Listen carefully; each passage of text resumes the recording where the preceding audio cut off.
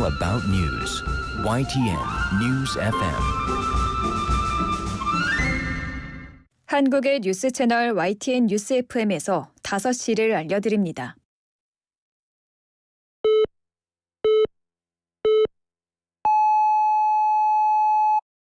기사 넘어 세상을 전합니다. 신율의 뉴스 정면 승부 지금 시작합니다.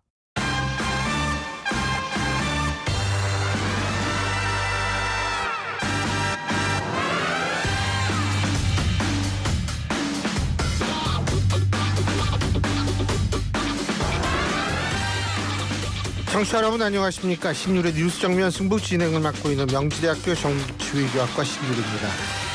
이재명 전 더불어민주당 대표 오늘 당대표 연임을 위해서 출마를 선언했죠. 민생 문제를 전면에 내세우면서 안보, 저출생 문제, 미래비전 등 총망라한 화두를 던져서 일각에서는 대권 도전 선언문 같다 뭐 이런 얘기도 나오고 있습니다. 다만 김건희 여사 문자 논란 등 민감한 정치 현안은 언급을 자제했는데요. 앞서 어제는 김두관 전 의원이 당대표 출마 선언을 했습니다. 자, 이제 한 사람 더 있네요. 그 청년 원외라고 그러죠. 김지수 라는 분이 또 도전장을 냈습니다. 그래서 3파전이라고 얘기를 하는데 뭐 어쨌든 그래서 과연 민주당의 전당대회가 얼마나 뜨거워질지 그거는 진짜 좀 지켜봐야겠죠. 자, 오늘 저희가 준비한 소식 말씀드리겠습니다. 2부에서는 국민의힘 김용태 의원 연결해서 당내 현안에 대한 입장 들어보고요. 3부에서는 어제에 이어서 어제는 최고위원에 도전했던 이현주 의원 저희가 모셨었는데요.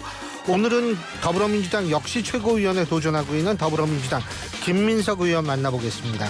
4부에서는 키워드로 보는 승부 김민하 시사평론가 이종근 시사평론가 두 분과 함께하겠습니다. 7월 10일 수요일 신율의 뉴스 정면 승부 지금부터 시작합니다.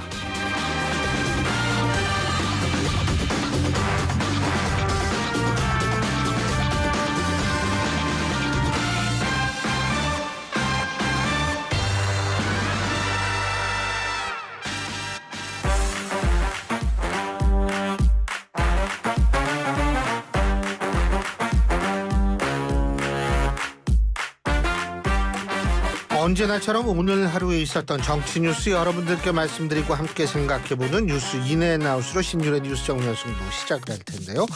오늘도 제가 항상 믿음직하고 아주 저한테 유형 무형으로 도움을 많이 주고 있는 이호영 아나운서와 함께하겠습니다. 안녕하세요. 네.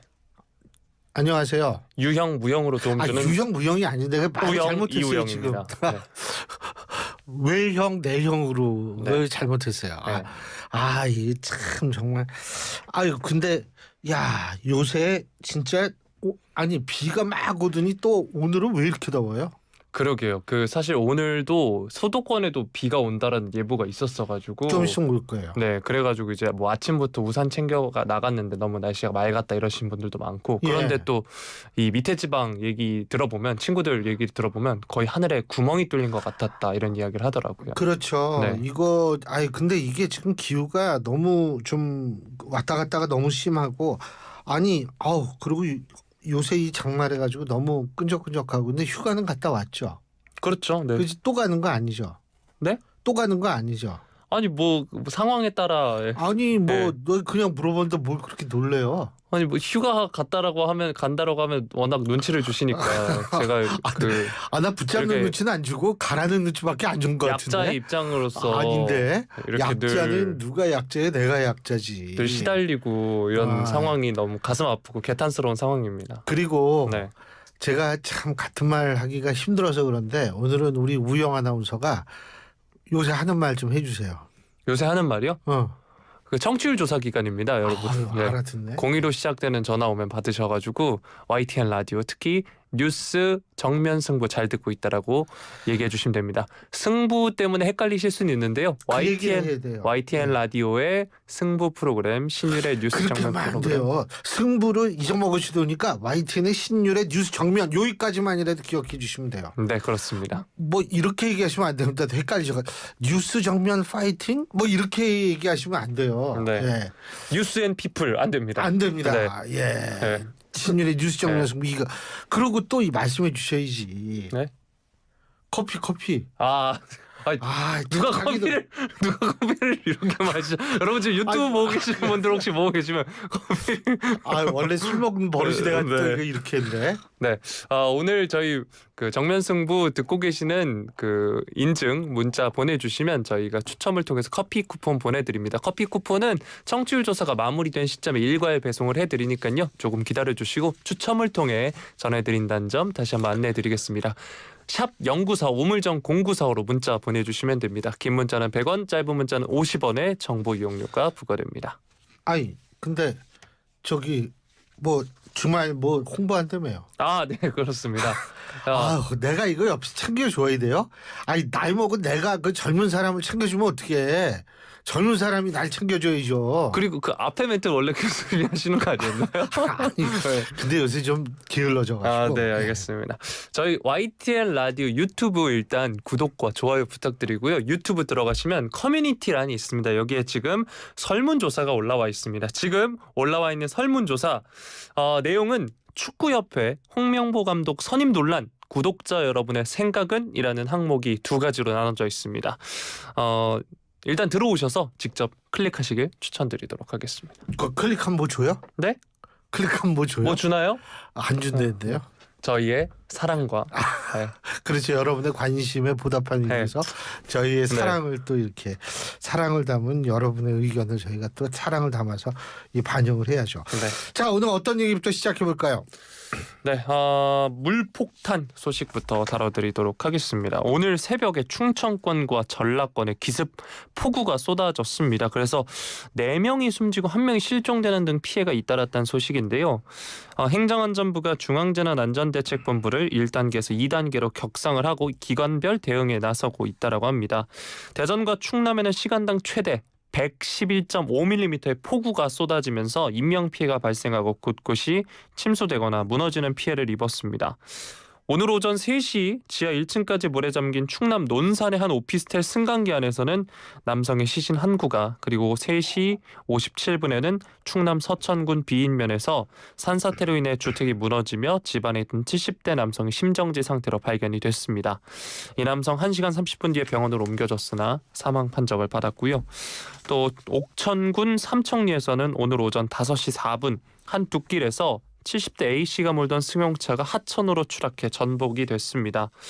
소방당국이 신고를 받고 출동을 했고요. 거센 물살 탓에 구조 작업을 벌이지 못하다 오전 7시 38분 심정지 상태 A씨를 구조를 했으나 끝내 숨졌습니다. 대구에서도 이 사망 소식이 전해졌는데요. 밭에 나왔던 60대 남성이 불어난 물살에 농로로 빨려 들어가 목숨을 잃었다는 소식도 전해졌습니다. 오늘 오전 8시 8분 대구 북구 조야동의 한 농로에 있는 배수용 원형통에서 60대 후반 남성 A씨가 숨져 있는 것을 아내가 발견해 신고했다는 소식이고요. 한밤에 갑자기 많은 비가 내리면서 주택이 침수돼서 고립된 주민들도 가까스로 구조된 일도 있었습니다. 전북 완주군의 운주면에서는 오전 4시 11분 면사무소 인근 장선천이 넘쳐서 주민들이 고립됐다는 신고가 접수가 됐는데요. 소방당국은 주민 18명을 순차적으로 전원 구조했다라고 합니다. 특히 한 80대 노인이 배관 기둥에 매달려 간신히 구조됐다라는 소식도 전해지기도 했고요. 대전의 경우에는 서구 용촌동 마을 전체가 물에 잠기는 일도 전해졌습니다. 또 낙동강 수위도 급격히 올라와서 홍수주의보가 발령됐다는 소식도 전해졌고요. 이번에 군산 쪽 소식 살펴보면 군산 어청도는 기상관측 이래 가장 많은 시간당 146mm가 내려서 15가구가량이 물에 잠겨 주민들이 망연자실했다는 소식도 전해지고 있습니다. 충남 금산군 복수면 배감리 일대의 경우 산사태로 인해 차량 통행이 불가능하다라고 하고요. 부여 일대 아파트 지하주차장 등을 비롯한 침수 신고도 계속해서 들어오고 있다는 소식입니다. 열차와 여객선 운행 역시 차질을 빚고 있는 상황입니다. 한국철도공사는 오늘 첫 차부터 무궁화호와 ITX 새마을 등 일반 열차 운행을 일부 중지하거나 조정하고 있고요. 경부선 특히 오전 9시까지 서울부터 동대구 구간, 호남선은 서대전부터 익산까지 구간이 중지되기도 했습니다. 김해공항의 경우에도 오늘 오전 7시 기준 강한 바람으로 항공편 21편이 결항되기도 했고 16편은 지연 운항했습니다. 간밤에 많은 비로 여기저기서 피해 소식이 잇따랐습니다. 오늘 수도권 지역에도 사실 많은 비가 예보되긴 했으나 현재까지는 아직 비가 내리지 않고 있는데요. 이 소식 뉴스인 부탁드리겠습니다.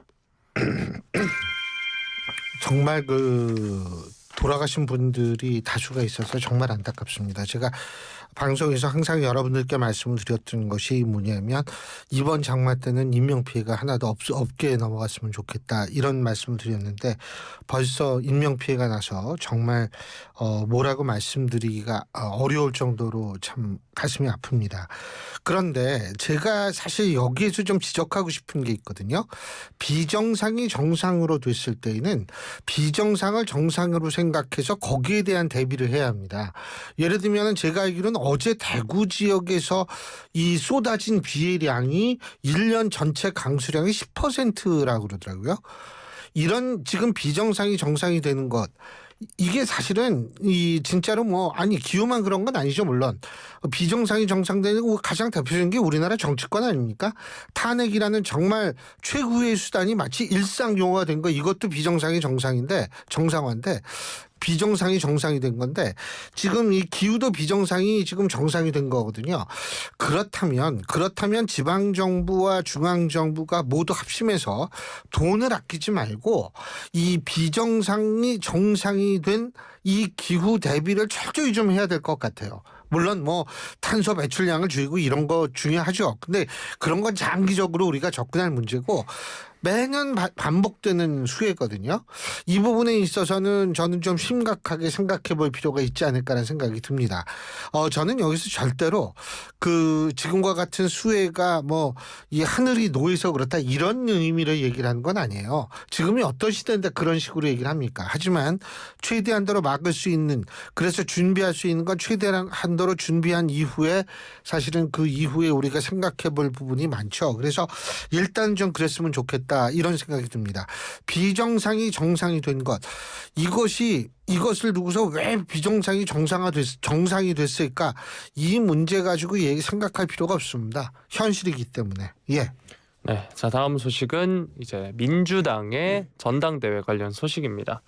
민주당 이재명 전 대표가 오늘 대표직 연임에 도전하겠다 선언을 했습니다. 민주당사에서 회견을 열었고요. 다시 뛰는 대한민국을 만드는 제1정당, 수권정당이 민주당의 책임이다라고 하면서 절망의 오늘을 희망의 내일로 바꿀 수 있다면 제가 가진 무엇이라도 다 던지겠다라고 이야기를 했습니다. 외국의 사례를 들기도 했는데요. 영국은 14년 만에 정권이 교체됐고 프랑스도 좌파 연대가 총선에서 승리했다. 우리도 새 시대로 나아가기 위한 중대한 갈림길에 놓여 있다라고 진단을 했습니다. 정치권의 당면 과제와 관련해서는 단언컨대 먹고 사는 문제만큼 중요한 것은 없다. 먹사니즘이 유일한 이데올로기가 돼야 한다 밝혔습니다. 먹사니즘이라는 게 먹고 사는 민생 문제에 천착한다는 정치 철학으로 풀이가 됩니다. 참 볼 때마다 정치권에서는 신조어 참 잘 만들어내십니다. 네. 지속 성장이 먹사니즘 핵심이다라고 하면서 이를 위해 인공지능 등 과학기술 분야를 중심으로 한 성장 동력 확보에 집중해야 한다라고 이야기를 했고요. 이 외에도 출생 기본소득, 기본주거, 기본금융 등을 점진적으로 시행해야 하고 에너지, 통신 등 분야도 기본적 이용권을 보장해야 한다라고 이야기했습니다. 이 외에도 외교 안보 이슈에 대해서도 이야기를 했고 정당 발전 방향에 대해서도 이야기를 했습니다. 이 선언문에서 최상병 특검법 등 전국 현안이나 자신에 대한 사법 리스크 문제 등은 일절 언급하지 않은 게 특징이고요.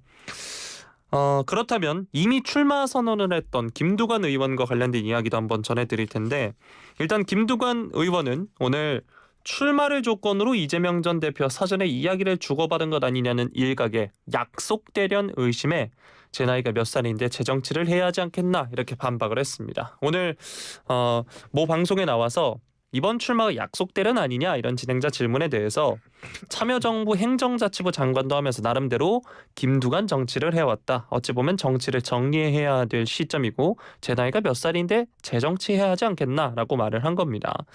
당초 이 전 대표가 당대표 선거에 단독 2후보에서 당대표로 추대되는 것 아니냐는 관측이 나오면서 사실 민주당 1극 체제에 대한 우려도 커졌는데요. 김 전 의원이 이 같은 상황에서 깜짝 출마를 했고 일각에선 김 전 의원이 당내 우려를 희석시키고 차기 지방선거 공천 등을 염두에 두고 전면에 나선 것 아니냐 이런 목소리가 나왔습니다. 이에 대해서도 김 전 의원이 이미 2010년 경남도지사를 지낸 바 있고 다시 도정으로 돌아가겠다는 생각을 갖고 있지 않다라면서 선을 긋기도 했습니다. 박지원 민주당 의원이 김 전 의원의 출마를 만류했다라고도 하는데요. 이에 대해서는 어떻게 민주당 십자가를 지려고 하느냐, 저를 아끼는 차원에서 이번보다 다음에 준비해서 출마하는 게 좋지 않겠냐는 조언이었다라고 이야기를 했습니다. 또 이 전 대표의 강성 지지층 쪽에서 김 전 의원의 출마에 반발할 수 있다는 전망에는 제가 맷집이 있다, 오히려 그렇게 부당하게 하면 저는 전이가 더 불탄다라면서 우려를 일축시키기도 했습니다. 김 전 의원이 또 대선에 출마하려는 대표의 사퇴 시한에 예외를 둔 당원 개정과 관련해서도 위인설관, 사람을 위해 자리를 만든다는 뜻이라고 하는데요. 이러면서 전형적인 이재명 맞춤형 개정이다라고 비판을 하기도 했습니다.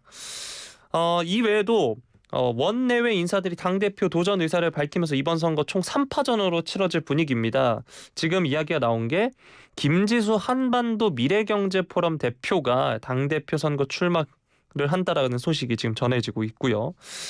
여당과 비교해서 사실 민주당 이재명 대표 단독 후보로 흘러가는 게 아닌가 이렇게 했던 전당대회인데 3파전까지 커지는 모양새입니다. 이 소식 뉴스인 부탁드리겠습니다. 글쎄요, 뭐 이제 3파전이 될지 2파전이 될지 1파전이 될지는 모르겠고, 그거는 우리가 좀 더 봐야 되고, 제가 한 가지 분명히 말씀드릴 수 있는 거는 전당대회에서 이렇게 두 사람이 이제 주요 후보는 두 사람이니까요. 이 두 분이 나가셨을 때 두 분의 차이가 막 80~90% 차이가 나더라, 득표율이. 이렇게 되면 오히려 일극체제임을 증명하는 것이 되기 때문에 민주당으로서는 그다지 긍정적인 상황은 아니라는 점을 제가 일단 지적하고 싶고요. 자, 두 번째. 우리 이재명 대표께서 여러 가지 좋은 말씀을 해주셨는데 아마 바쁘셔가지고 결과만 보고서 지금 말씀하신 것 같아요. 프랑스 좌파 연대가 총선에서 승리했다. 요거 결과 맞습니다. 결선 투표에 가서 이렇게 됐는데, 그럼 좌파 연대가 왜 승리하게 됐을까? 그거는 사실 그 프랑스는 이런 전통이 있어요. 이게 극좌나 극우 정당이 대두될 것 같으면 그렇지 않은 정당들끼리 좌우 스펙트럼 다 무시하고 이른바 공화국 전선이라는 걸 만들어서 함께 대항을 하거든요. 이번에도 공화국 전선이라는 것을 만들어서 소위 말해서 르네상스 마크롱 대통령이 하는 그 정당과 좌파 정당끼리 연합을 해가지고 후보 단일화한 거예요. 그래가지고 좌파 정당이 승리할 수 있었다라는 점을 제가 꼭 말씀을 드리고 싶어요. 다시 말해서 이번 프랑스 선거에서 우리가 눈여겨봐야 될 거는 극우 정당의 대두라는 겁니다. 극우 정당이 비록 일당이 된 데 실패했지만 다른 어떠한 선거에서보다도 가장 그 선전을 한 거였거든요. 그렇기 때문에 이 극우 정당이 왜 대두가 되는가를 생각을 사실 해볼 포인트가, 전 민주당도 이 부분을 좀 생각해야 될 것 같아요. 왜 그러냐 하면 지금 프랑스 그렇죠, 이탈리아 그렇죠, 독일 도이처 얼터너티브라는 그 독일 극우당이 있죠. 이탈리아 형제들이라는 지금 멜로니 총리의 그 소속 정당이 있죠. 극우 정당입니다. 이런 정당들이 도대체 왜 선전을 할 것인가를 생각해야 할 거라고 봅니다. 코드는 뭐냐 하면 상대방, 그러니까 다른 쪽에서 극우를 악마화하니까 상대방을 악마화하는 전략을 취하는 대신에 실용주의로 나가는 거예요. 그래서 사람들한테 어필을 하고서 표를 얻는 겁니다. 물론 그렇다고 해서 이 사람들이 극우 정당의 색채가 없어진 건 아니에요. 극우 정당이냐 아니냐 구분할 수 있는 가장 중요한 기준이 뭘까요? 글쎄요. 퀴즈 또 내셔야죠. 제가요? 뭘까요? 가장 중요한 기준은 민족주의입니다. 그러니까 민족주의적 성향과 인종주의적 성향. 사실 민족주의는 인종주의의 하위 개념이거든요. 근데 이것이 제일 중요한 부분이거든요. 그런데 이들 극우 정당들이 민족주의적 성향을 전혀 버리고 있지 않습니다. 극우 정당인 건 맞아요. 근데 다른 부분에 있어서는 굉장히 실용적이다라는 점을 지적하고 싶고요. 그리고 제가 거듭 말씀드리지만 뭐 기본사회 다 좋은데 이게 왜 세계에서 단 한 곳도 전국 이 나라 전체 단위로 기본소득이나 이런 거를 실시한 적이 없을까를 우리 이재명 대표께서 언젠가 한번 답해 주셨으면 좋겠어요. 그리고 또 하나는 기본소득 다 좋은데 이거 하면서 기존의 복지를 계속 병행할 것인지 아니면 기존의 복지를 상당 부분 축소한 다음에 기본소득만 줄 것인지 이런 거에 대해서도 답을 해 주셔야지 그냥 뭐 기본 좋은 게 좋은 거다 이렇게 되면 안 된다라고 저는 생각합니다. 반드시 그건 이재명 대표께서 답을 해 주셔야 될 것 같고 그리고 먹사니즘이라고 말씀하셨는데 지금 먹사니즘이라는 거는 사전에도 나와 있는 신조어입니다. 그런데 사전에 나와 있는 건 먹사니즘이 아니고 먹고사니즘입니다. 근데 이거를 실수로 먹사니즘이라고 그랬는지 아니면 다시 신조어를 만들었는지는 모르겠습니다만 일단 우리 청취자 여러분들의 이해를 돕기 위해서 제가 말씀드린 겁니다. 네. 자, 이렇게 민주당의 전당대회 관련 소식을 전해드렸고 다음 소식이 이제 여당 국민의힘의 전당대회 관련 여론조사 살펴드릴 텐데 여론조사 관련하니까 다시 한번 말씀드리겠습니다. YTN 라디오 커뮤니티란에 조사 설문조사 지금 진행을 하고 있습니다. 제가 그 오프닝 때 말씀을 드렸는데 그 사이 200분 넘게 참여를 해주셨고요. 댓글도 달렸습니다. 다시 한번 이렇게 참여 부탁드리도록 하겠습니다. 박재 PD님 내일부터 좀 바꿔주세요. 우리 방송 나와서 자꾸 딴 거를 홍보하면 어떡해요. 우리 방송만 홍보해야지. 그 원래 그 직속 상관보다 더 윗상관의 지시가 있어요. 그렇구나. 그렇구나. 뭐 사실 우리야 뭐 무지랭이죠. 뭐 예, 그럼요. 예, 하셔야지. 당연히 하셔야지. 신장 말씀하시지. 한 번 더 해요. 한 번 더 해. 네, 설문조사 부탁드리겠습니다. 네. 또 저희가 이게 정면승부에서 다뤘던 아이템이니까요. 네. 우리야 뭐 다 다루니까. 네. 뭐. 아유 참 착해라. 그런데 뭐 설문조사 말고 뭘 얘기하려고 그랬어요? 이제 여론조사를 말씀드릴 여론조사. 겁니다. 네. YTN이 여론조사 기관 엠브레인 퍼블릭에 의뢰를 해서 전국 18세 이상 남녀 2,003명을 조사를 했고요. 또 국민의힘 지지층과 무당층으로 분류되는 1,074명을 대상으로 또 투표를 했습니다. 당대표 적합도를 조사를 했는데 한동훈 후보가로 이제 답변을 한 응답이 45%가 나왔고요.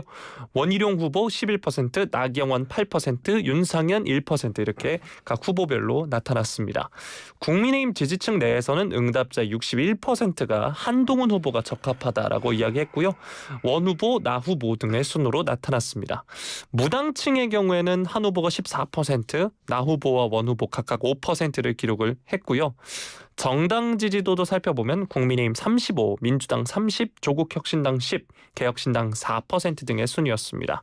자, 여론조사는 구조화된 설문지를 이용한 전화면접, 성, 연령, 지역별 할당 후 휴대전화 가상번호 내 무작위 추출로 진행을 했고요. 또 6월 말 행정안전부 발표된 주민등록 인구 통계 기준 가중치 부여 등 방식으로 진행이 됐습니다. 응답률 11.5%였고요. 표본오차 95% 신뢰 수준에서 플러스 마이너스 2.2%포인트입니다. 자세한 내용은 중앙선거 여론조사심의위원회 홈페이지를 참조하시면 되겠습니다. 참고적으로 여러분들이 중앙선거 여론조사심의위원회 홈페이지 참조하라는 말을 우리가 언제 하냐면 이 여론조사에서 정당 지지율이 포함되면 우리가 얘기를 해야 되거든요. 대통령 지지율하고. 근데 여기 정당 지지율이 있으니까. 네.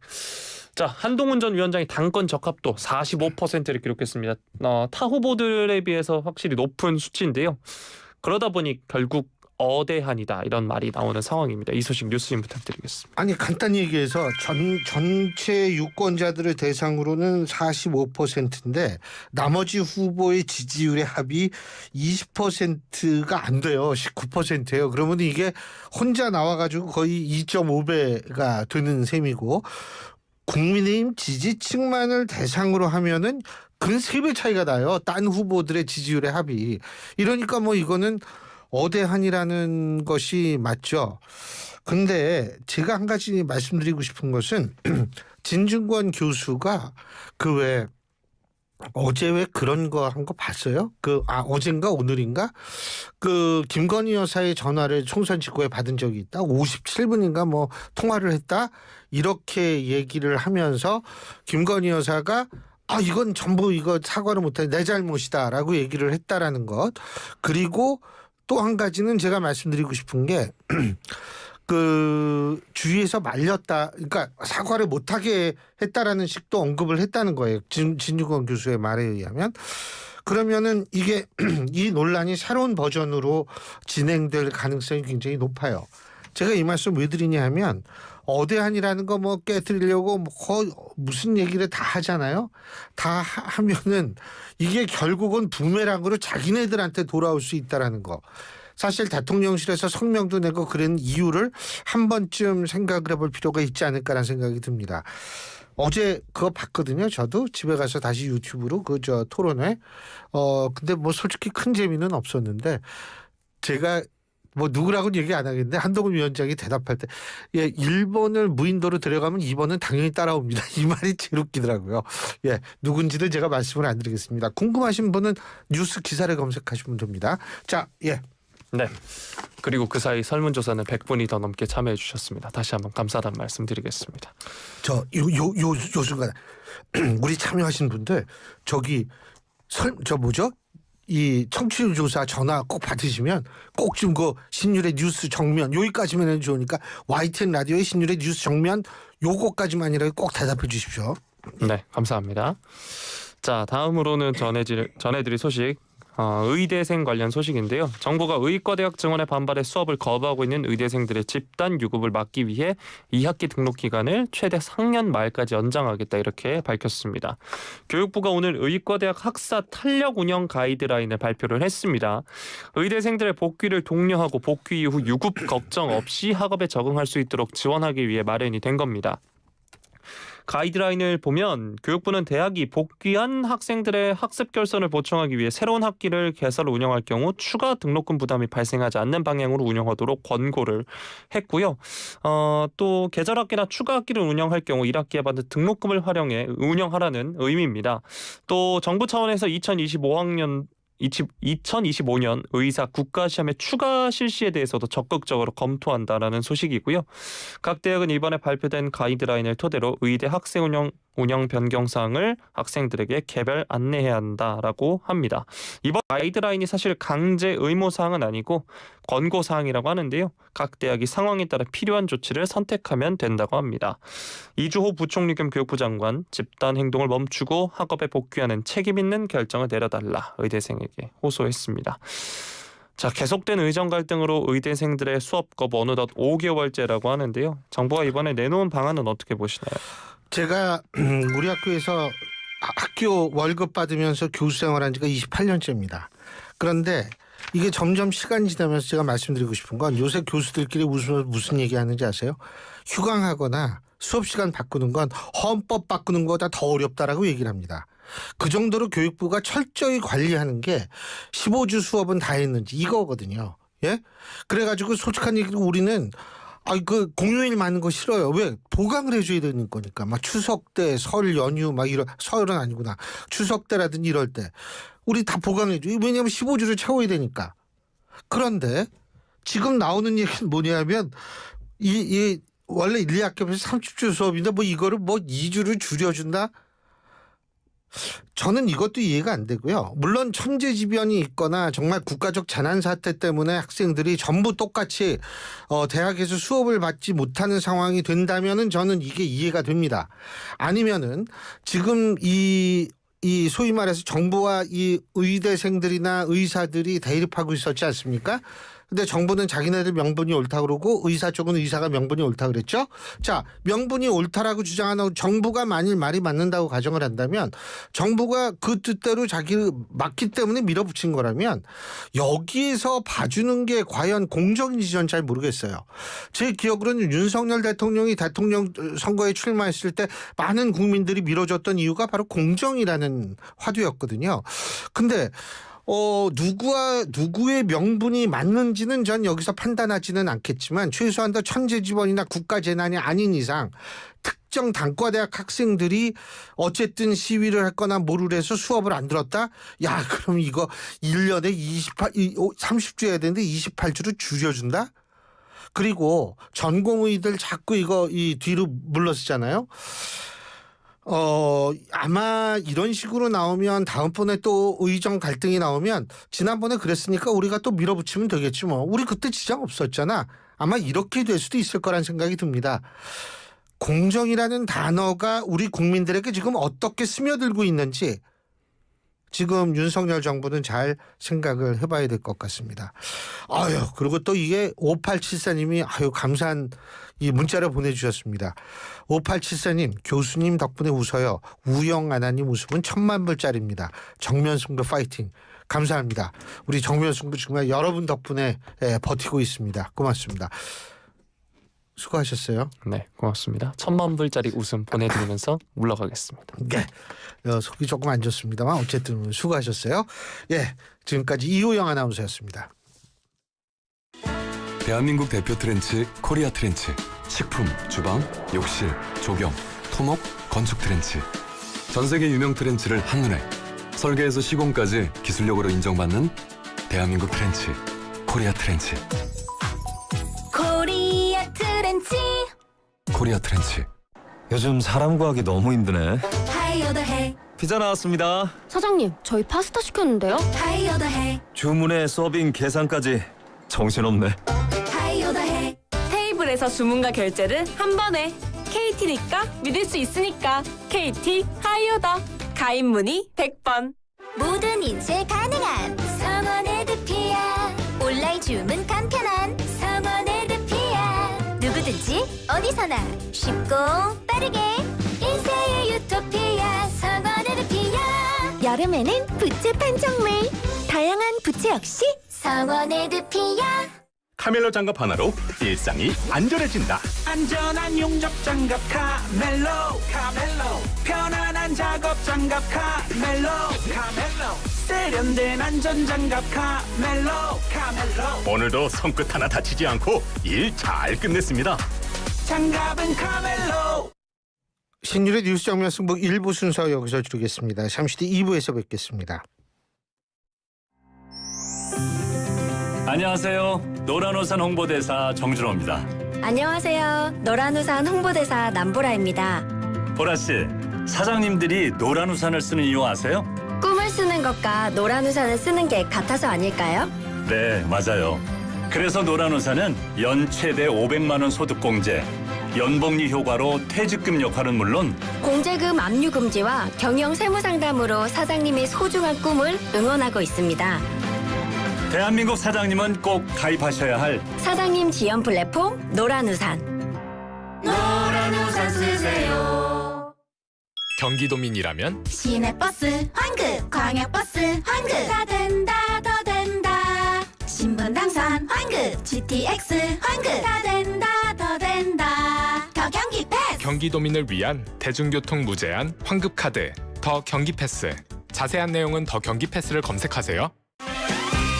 아침 출근길엔 신나는 배승희의 뉴스 파이팅이 있다면 퇴근길엔 뭘 들으면 좋을까요? 오후 5시부터 7시까지 이슈를 콕콕 찍어주는 신율의 뉴스 정면승부 꼭 한번 들어보세요.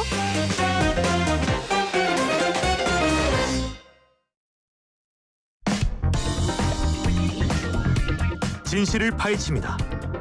진짜 뉴스와의 정면 승부.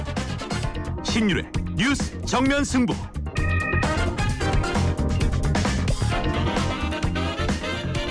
신율의 뉴스 정면 승부 2부 시작합니다. 오늘 2부 정면 인터뷰에서 만나볼 분은 국민의힘 김용태 의원입니다. 지금 연결돼 있습니다. 의원님 안녕하세요. 네, 경기 포천가평 김용태입니다. 예. 어제 보셨어요? 그 TV 토론회? 예, 어제 잘 봤습니다. 어떻게 평가하시겠어요? 저희 확인해봤더니 순간 시청률이 4.3% 나왔다라고 하더라고요. 1위였어요. 전 포함. 채널 다 해서 1위였습니다. 예, 그만큼 국민적인 관심을 받고 있는 것 같았던 것 같고요. 근데 어제 토론은 일단 톤다운이 많이 됐던 거라고 좀 파악됐어요. 그리고 특히 밸런스 게임하고 악플 읽기인가요? 그걸 통해서 각 후보들이 단점이 될 수 있는 그런 질문들을 재치 있게 또 유머러스하게 또 지혜롭게 답변했던 것들이 좀 기억에 남았던 것 같습니다. 근데 오늘은 그리고 말씀하세요. 저희가 부산, 울산, 경남 전당대회 날이었고요. 예. 제가 마침 또 오늘 이 현장에 왔었습니다. 그래서 각 후보님들이 부산에 가셨어요? 예, 오늘 전당대회 현장에 직접 왔고요. 당원들과 함께하면서 오늘 당대표 후보님, 최고위원, 청년 최고위원 후보님들의 연설도 직접 들었습니다. 지금 어제도 그 얘기가 등장을 했죠. 이른바 일십 문제. 읽고 씹었다 이 얘기인데 어제 이 문제가 있는데 이게 조금 버전이 바뀌는 것 같아요. 진중권 교수께서 총선 직후에 김건희 여사와 52분인가 57분인가 가량 통화를 하면서 한 내용을 공개하지 않았습니까? 그죠? 예. 그 문자 내용, 통화 내용이라는 게 그 진중권 교수께서 이제 말씀하시는 거는 그 통화 내용이라는 게 핵심적인 건 뭐냐면 모든 게 내 잘못이다. 사과 안 하는 것도. 그리고 주위에 말리는 사람이 있었다. 이 얘기도 있었다는 거고요. 자, 어떻게 보십니까? 김용태 의원께서는.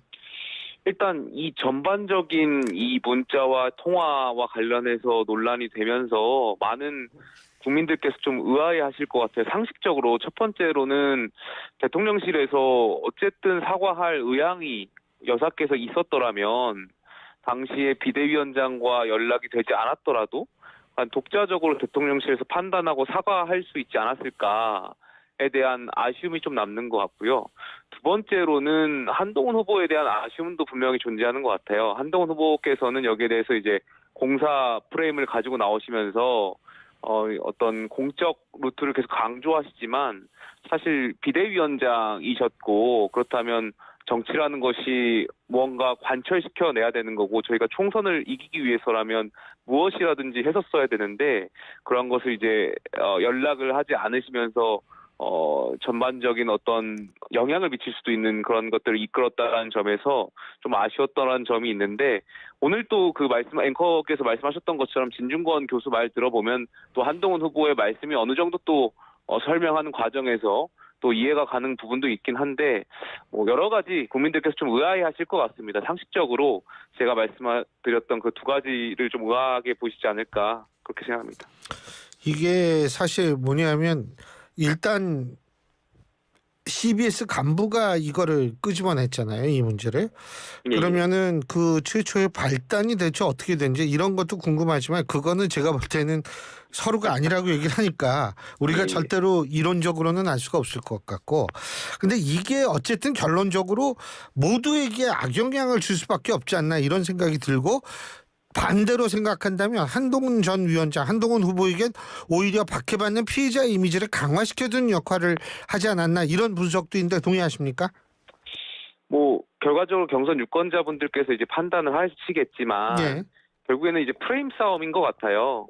과거에 이러한 어떤 비대위원장으로서 적절한 판단을 잘 못해서 선거에 졌다라는 프레임 그리고 인간적인 도리를 잘 못했다는 프레임과 반대로 이제 공사 프레임을 말씀하시는 그러한 규정을 짓는 대결로 가고 있는 것 같은데 전자 같은 경우는 이제 과거에 대한 평가인 거고 후자 같은 경우는 이제 미래에 대한 평가일 텐데 지금 여론조사상을 좀 보면은 후자가 조금 더 이제 우위를 점하고 있는 것 같아요. 물론 저는 이제 공사 프레임을 여기에 적용하는 것이 제 개인적으로는 여사가 이제 이해 당사자이기 때문에 좀 이해가 가진 않지만 그럼에도 불구하고 그만큼 이 공사에 대한 공사 구분을 철저히 하자라는 당원들의 목마름이 좀 강했던 것 같고 그러다 보니까 이러한 것들이 좀 전반적으로 작용이 후자 쪽에 우위를 점하는 양상이 띄고 있는 것 같이 느껴지고요.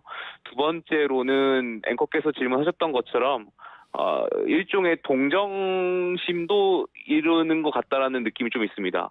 과거에 저희가 지난 전당대회를 치르면서 어떤 권력을 줄세우고 이러한 것들에 대한 비판이 있었고 약간 비슷한 행태로 또 이번 전당대회가 가다 보니 당원 유권자분들께서는 친윤이니 비윤이니 이것이 중요한 것이 아니라 이번에는 좀 뭔가 바꿔보고 변화를 좀 이뤄보자라는 판단을 하시는 유권자분들도 지금 상황에서는 조금 더 많아 보인다라는 게 제 개인적인 생각이 있습니다. 다만 지금 아무래도 한동훈 후보께서 여러 지표상 1위 후보다 보니까 자연스럽게 집중 견제를 받는 것 같고요.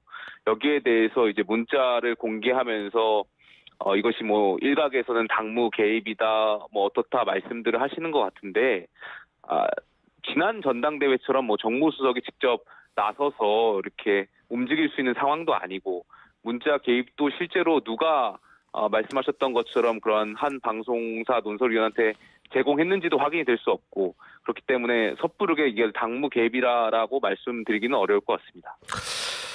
어제 텔레비 보셨다니까 제가 여쭤보는데 원희룡 후보가 굉장히 자제하고 굉장히 좀 신중해졌어요. 왜 그렇다고 보시죠? 아무래도 여기에 대해서 원희룡 후보도 어제 토론 과정에서 직접 언급을 하셨지만 선관 위원분들의 또 비대위원분들의 여러 가지 의견, 우려를 전달한 바가 있고요. 실제로 저희 108명 의원들이 있는 그런 메신저 방에 많은 의원들이 이번 전당대회를 두고 우려의 목소리를 좀 전하고 있어요. 실제 각 지역의 당원분들이 느끼시는 불안감이라든지 우려, 그러니까 이번 전당대회가 자칫 내부 분열로 가는 것 아니냐에 대한 그러한 당원분들의 우려를 의원들 단톡방 그런 메신저방에서도 이야기를 하고 있고요.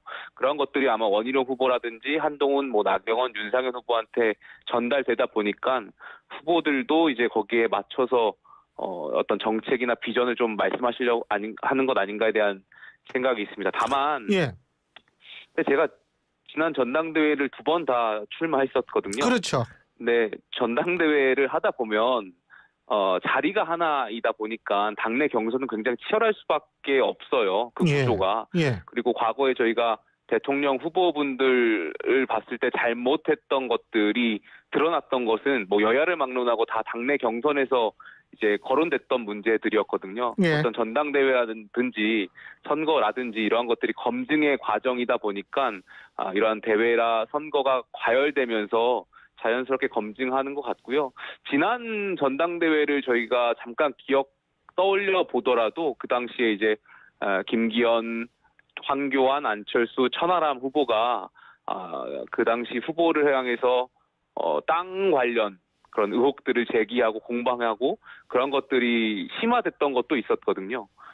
그리고 첫 번째 전당대회를 보면은 당원 명부 유출 논란이라든지 이런 것들이 격해지면서 후보 간의 어떤 감정 싸움으로도 이어지고 했던 것 같은데 아무래도 이 검증의 과정이다 보니까 그런 것 같고요.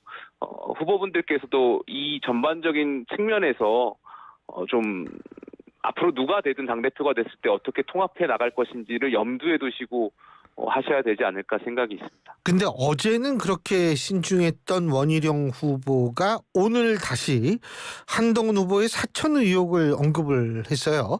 그러니까 이게 어제 저도 그걸 봤는데 집에 와서 유튜브로 이 원희룡 후보가 그러니까 한동훈 후보가 자꾸 사과하라 그래도 얘기를 거기 피하는 듯한 모습을 보였거든요. 근데 오늘 다시 사천 의혹을 언급을 하면서 뭐라고 얘기를 하냐면 한 후보가 비상대책위원장이던 당시 총선 비례대표 공천 과정에서 이른바 갑툭튀, 갑자기 튀어나왔던 뜻이죠. 갑툭튀들이 많이 있었다. 모든 시계침이 한 후보의 주변 인물들과 검찰 출신 측근 두 방향으로 향하고 있었다. 이런 얘기를 했거든요. 구태 정치가 아니면 의혹의 근거를 밝혀라. 오늘 또 이랬어요. 아니 어제 직접 한번 물어보지 그럼 토론회에서. 어제는 얘기 안 했는데 오늘은 이거 어떻게 해석해야 돼요? 여러 가지 정치적인 프레임 기술들을 구사하고 계신 것 같은데 결과적으로 이 전당대회 자체가 이제 프레임을 계속 서로 규정하려고 하는 것 같아요. 큰 틀에서 이제 경선 유권자분들께 특정 후보가 됐을 때는 이제 대통령의 레임덕이 올 수도 있다라는 그런 프레임을 씌우기도 하고 아니면은 미래 권력에 대한 희망 이러한 두 프레임이 계속 충돌하고 있는 것 같고 아마 원희룡 후보나 한동훈 후보가 여기에 대해서 선거다 보니까 기술적인 측면에서 적절하게 이제 구사를 하시는 것 같은데 글쎄요 원희룡 후보의 여러 가지 전략을 담당하시는 분들께서 판단했을 텐데 앵커께서 지적하셨던 것처럼 일관성 있는 행동을 보여주시는 게 좀 맞지 않을까에 대한 생각이 있습니다. 아니 저는 하여간 이 한동훈 후보가 계속 그 문제를 이제 쟁점화시키려고 물어보는데 그때는 아무 얘기 안 하다가 오늘 갑자기 근거를 밝히라 이러니까 어제 그러면 어제하고 오늘하고 시간 차이도 별로 안 나는 것 같은데 24시간도 지금 안 지났는데 좀 그런 게 굉장히 궁금합니다. 한 가지만 더 말씀하세요. 전반적으로 저희 경선 유권자분들께서 큰 어쨌든 선택 재미라고 하기에는 좀 과열되다 보니까 적절한 표현은 아닌 것 같고 경선 유권자분들의 선택에 대한 그러한 다양성이 있는 것 같아서 좀 낫다라고 표현되는 게 제가 최근에 그 커피 브랜드 뭐 브랜드를 말씀드릴 수가 없어서 예. 그 보라색 간판의 프랜차이즈점을 갔는데 거기 그 수박 주스를 팔더라고요. 근데 수박 주스가 고창 예. 수박이냐 하만 수박이냐 이 고르게 되어 있더라고요. 그래서 굉장히 재밌었어요. 그러니까 커피가 원두를 선택할 때는 있었지만 수박을 고르라고 하는 그 마케팅 전략이 소비자로 하여금 굉장히 재밌게 느껴졌었는데 예. 어쨌든 저희 당에 이제 4명의 당대표 후보가 치열하게 경선하고 있고 저희 경선 유권자분들께서 뭐 적절하게 판단을 하시지 않을까 생각이 있습니다. 어제 그 심평 변호사께서도 그런 말씀을 하셨는데 이게 좀 더 나가면 둘로 갈라지게 생겼다. 전당대회 이후에. 우리 김용태 의원님도 그런 걱정하세요? 저뿐만이 아니라 아까 조금 전에도 말씀드렸지만 저희 108명의 많은 의원분들께서 예. 다 비슷한 생각을 하실 겁니다. 누가 당대표가 되더라도 이렇게 가다가는 상처가 남을 수 있는 전당대회가 되지 않을까에 대한 우려들이 있죠. 그래서 상대방을 공격하고 물론 선거다 보니까 조금 전에 설명했던 것처럼 검증하고 어떤 합당한 근거에 따른 네거티브도 뭐 필요할 때가 있겠습니다만 좀 더 세련되고 좀 더 유머러스한 방법으로 하시면 좋지 않을까에 대한 생각도 있습니다. 그리고 제가 한 가지 더 여쭤볼게. 어제 JTBC가 단독으로 보도했는데 그 도이치모터스의 그 간부라는 사람이 이 차상병 사건과 관련한 인물이죠.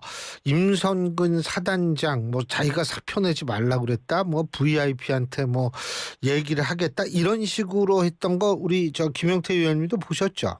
예, 뭐 매체에서 하는 것도 예. 들었습니다. 예. 그런데 민주당은 이거를 스모킹 건이다 뭐 탄핵 또 끄집어내고 있는데 어떻게 평가하십니까?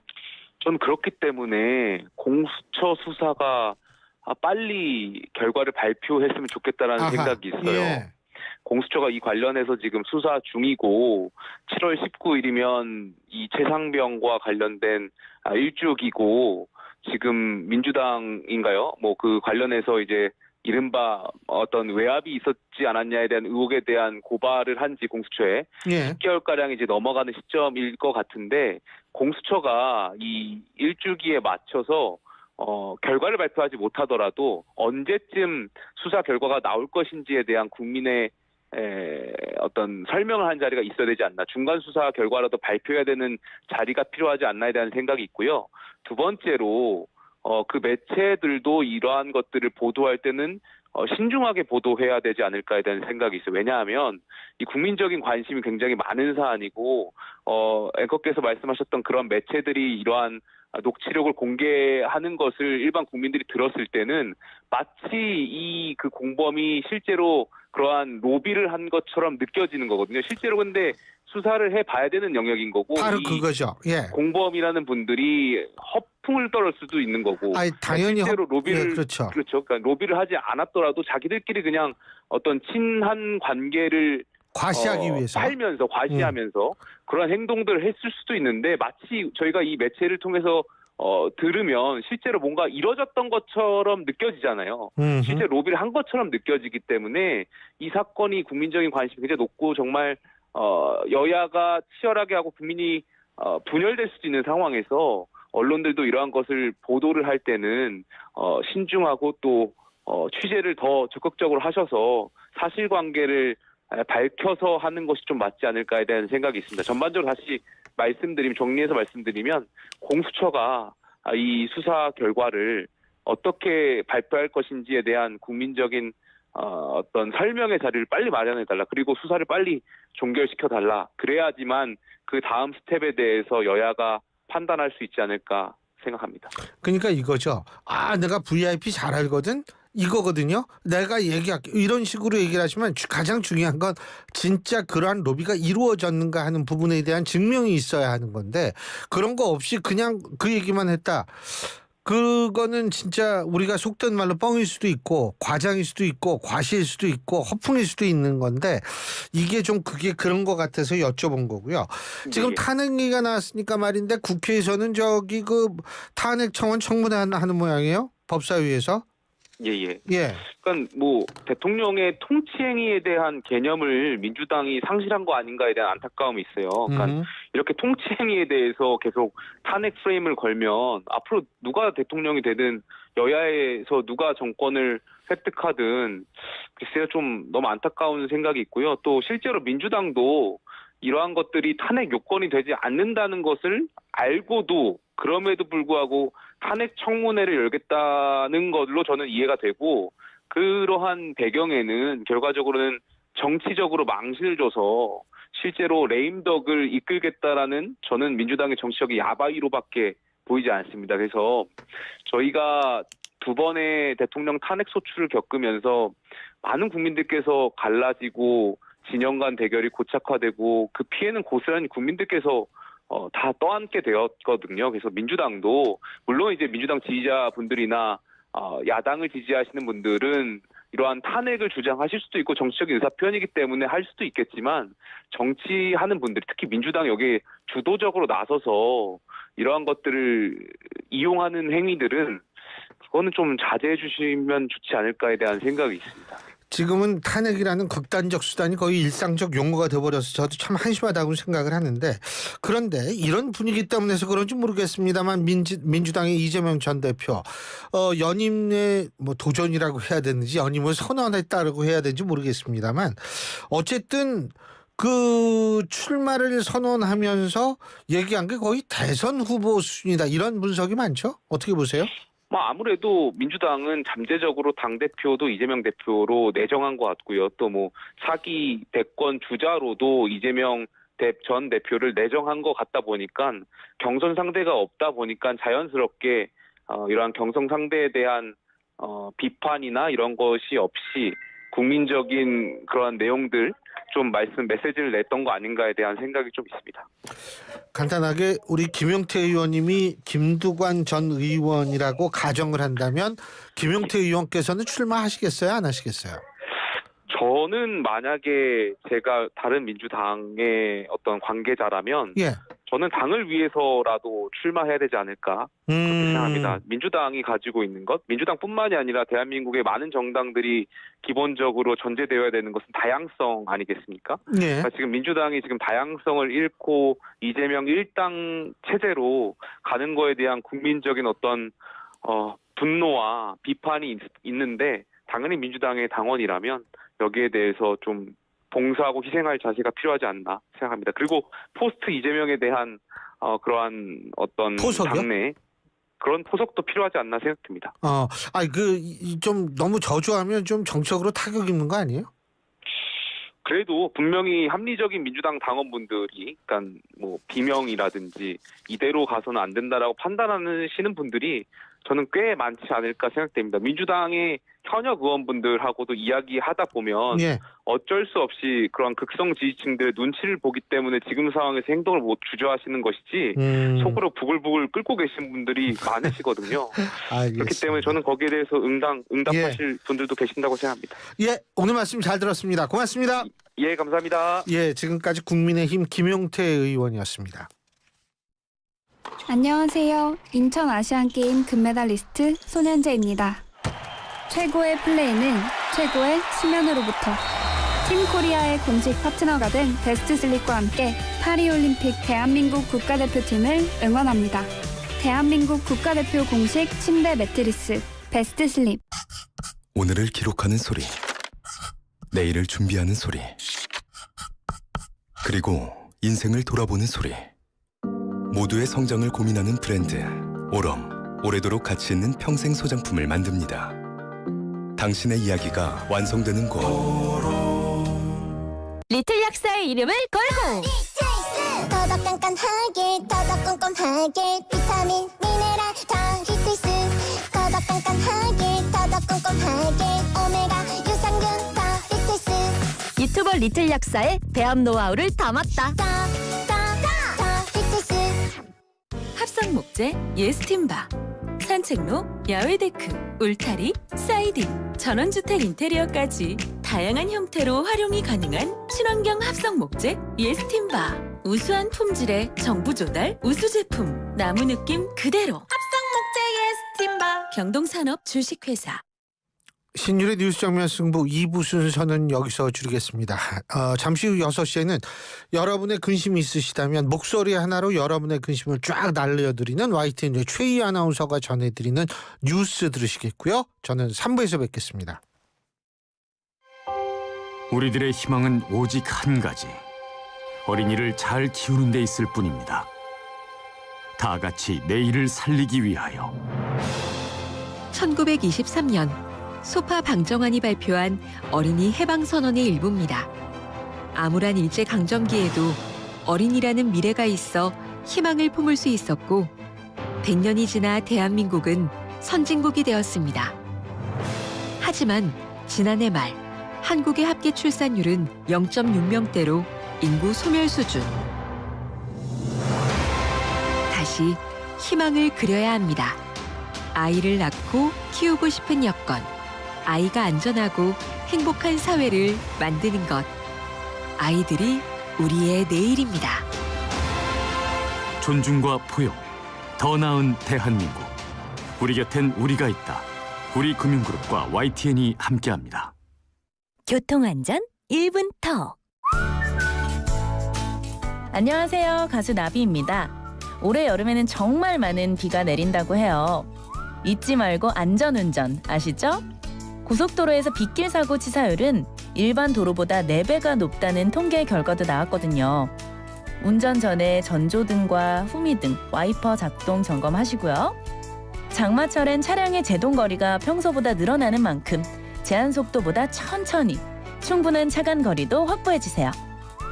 특히 집중호우 시에는 차량 이동을 자제해야겠죠? 지하차도는 피해 우회해서 혹시 모를 사고를 방지하는 것이 좋겠습니다. 장마철 많은 비에도 안전 운전. 소중한 나와 우리 가족을 지키는 습관입니다. 교통안전 1분 톡. 국토교통부와 한국교통안전공단이 함께합니다. 속도를 줄이면 사람이 보입니다. 안녕하십니까. 과학기술정보통신부 차관 이창윤입니다. 우리나라에는 국가의 지원을 받아 연구하는 23개 과학기술 분야 정부 출연 연구기관이 있습니다. 정부 출연 연구기관은 반도체, 이동통신, 원자력, 우주 등 다양한 영역에서 국가경제 발전을 견인해왔습니다. 글로벌 기술 경쟁이 심화되는 지금 정부 출연 연구기관은 연구개발 역량을 결집하고 도전적인 연구를 통해 세계 최고 수준의 연구기관으로 도약을 준비하고 있습니다. 정부 출연 연구기관이 도전에 많은 관심과 응원을 부탁드립니다. 이 캠페인은 과학기술정보통신부와 함께합니다. 지금 뭐해? 세비톡톡해. 수원에 할 말 많아? 세비톡톡해. 지금 세비톡톡 앱을 다운로드하고 여러분의 생각과 의견을 전해주세요. 참여가 일상이 되고 제안은 정책이 됩니다. 다양한 이야기와 소통의 기회 지금 시작하세요. 수원을 새롭게, 시민을 빛나게. 수원 특례시가 함께합니다.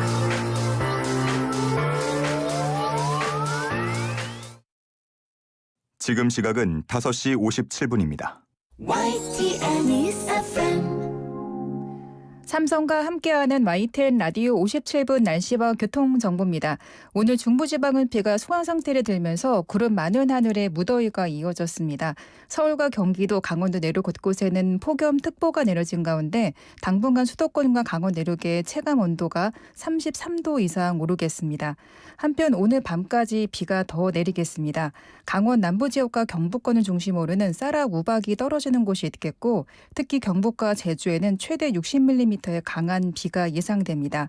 내일은 장맛비가 소강 상태를 보이겠지만 대기가 불안정해져 내륙 곳곳에 소나기가 지나가는 곳이 있겠습니다.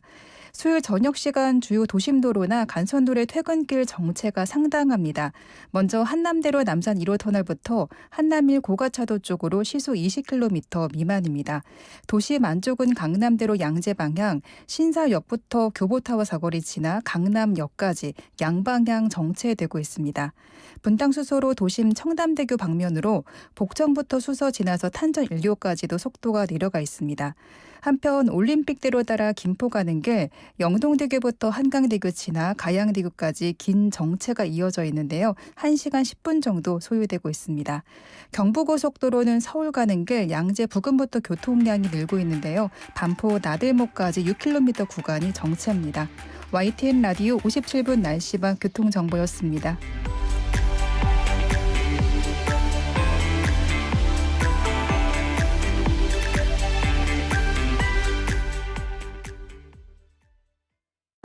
이주 배경 인구 250만 시대. 그 속에 우리 친구들도 있습니다.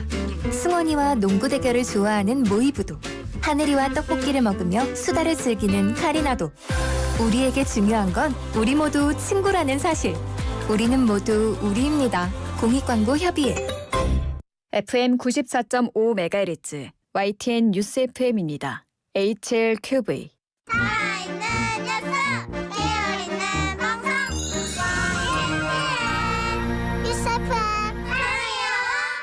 한국의 뉴스 채널 YTN 뉴스 FM에서 6시를 알려드립니다.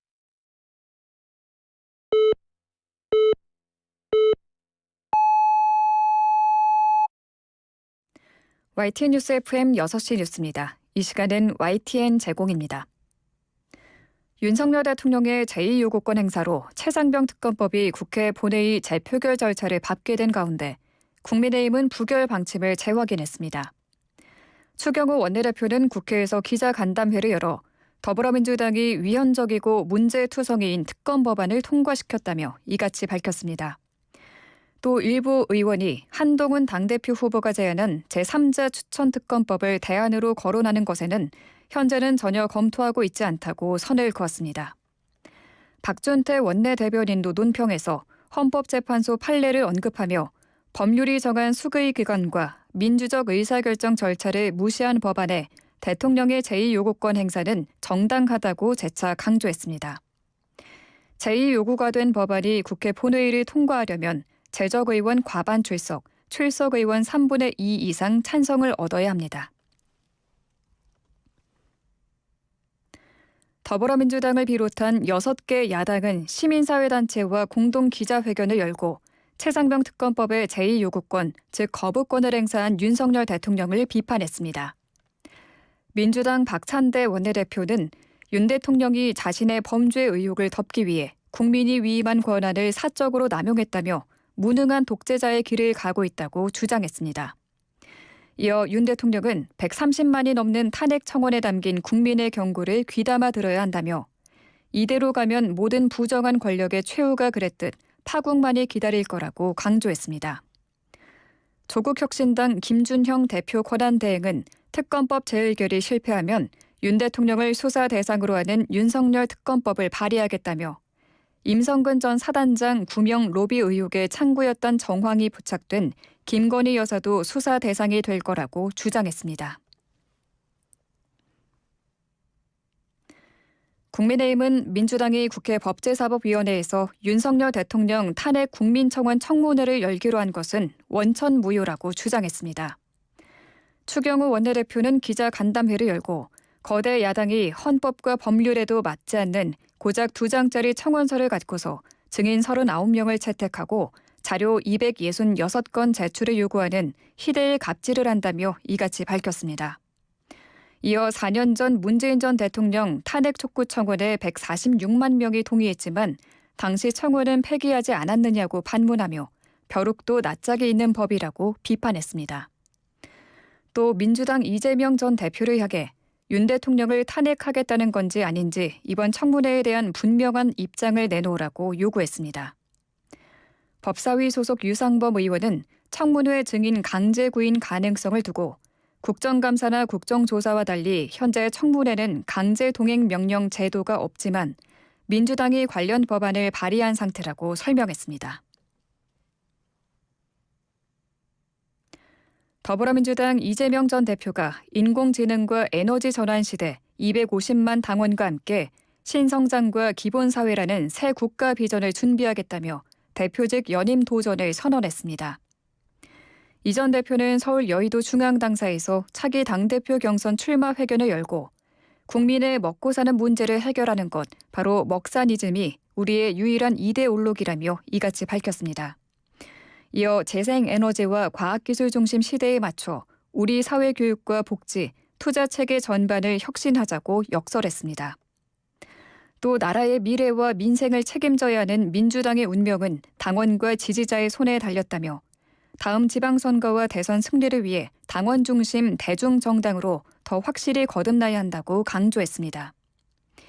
이 전 대표는 연임 배경에 대해선 잠시 시선에서 사라졌다가 새로 정비에 나타나는 게 정치적으로 도움이 된다는 건 알고 있지만 엄중하고 심각한 위기를 외면할 수 없고 책임을 회피하기 어려워 도전하게 됐다고 답했습니다. 또 최근 민주당이 추진하는 검사 탄핵을 두곤 검찰이 권력 자체가 돼 질서를 파괴하는 행위를 국회의 권한으로 책임을 물어야 한다며 검사들이 불법 행위에 책임을 지기는커녕 국회를 겁박하는 건 내란 시도 행위나 마찬가지라고 주장했습니다. 서울시청역 역주행 사고 운전자에 대한 두 번째 피의자 조사가 시작됐습니다. 서울 남대문경찰서는 오늘 오후 3시쯤 서울대병원에서 교통사고 처리 특례법상 업무상 과실치사상 혐의를 받는 60대 남성 차모 씨를 상대로 2차 피의자 조사를 시작했습니다. 경찰은 어떤 부분을 중점적으로 조사할 건지, 차 씨의 건강 상태가 나아졌는지 등을 묻는 취재진의 질문에 아무런 답변을 하지 않고 병원으로 들어갔습니다. 지난 1일 서울시청역 근처 일방통행로를 역주행하다가 사상자 16명을 낸 혐의를 받는 차 씨는 사고 이후 차량 이상으로 인한 급발진을 주장하고 있습니다. 끝으로 날씨입니다. 현재 제주 곳곳에는 강한 비가 내리면서 호우주의보가 내려져 있습니다. 그 밖에 전국 곳곳에도 강한 비구름이 산발적으로 발달해 있는데요. 앞으로 오늘 밤까지 비가 더 이어지겠습니다. 특히 경북과 제주에 최고 60mm의 강한 비가 더 오는 곳이 있겠습니다. 내일 장맛비는 소강 상태를 보이겠습니다. 다만 내일 오후부터 서울 등 수도권과 강원, 충청 이남 지역을 중심으로 돌풍과 벼락을 동반해 5에서 많게는 60mm의 소나기가 내리겠습니다. 내일 서울의 한낮 기온은 31도, 춘천 32도까지 오르겠습니다. 서울 지역 현재 기온 29.9도, 습도는 64%입니다. 아나운서 최희였습니다. 안녕하세요. 상상을 현실로 만드는 건축가 이성범입니다. 넘치는 크리에이티브로 마음을 움직이는 공간을 설계하기 위해 제가 선택한 건 GW 캐드입니다. 국내 대표 건설사들이 선택한 대체 불가의 캐드. 대한민국을 디자인하다. GW 캐드. 카멜로 장갑 하나로 일상이 안전해진다. 안전한 용접 장갑 카멜로. 편안한 작업 장갑 카멜로. 세련된 안전 장갑 카멜로. 오늘도 손끝 하나 다치지 않고 일 잘 끝냈습니다. 장갑은 카멜로. 한국일보 제휴 6시 뉴스를 마칩니다. 이어서 신율의 뉴스 정면 승부 3부가 방송됩니다. YTN 뉴스 FM. 안녕하세요. 한국장애인재단 이사장 이성규입니다. 대한민국 국민 20명 중 1명이 장애인이라는 사실 알고 계십니까? 우리 사회 대부분의 장애인은 본인의 불편함보다 주변의 부정적인 시선과 편견을 더 어려워하고 있습니다. 어쩌면 우리의 불편한 시선이 장애인을 만들고 있는 건 아닐까요? 함께 사는 사회, 장애를 바라보는 시선에서부터 시작됩니다. 다름을 바로 보면 창조의 힘이 나옵니다. 이 캠페인은 다름이 또 다른 힘이 되는 세상을 만들어가는 한국장애인재단과 함께합니다.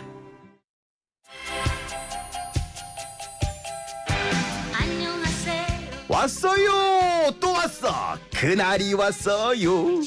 어머나 사장님, 나 언제 오시나 그랬네. 수박, 복숭아와 함께 돌아온 라디오 청취율 조사 기간. 02로 시작되는 번호로 전화 오는 거 아시죠?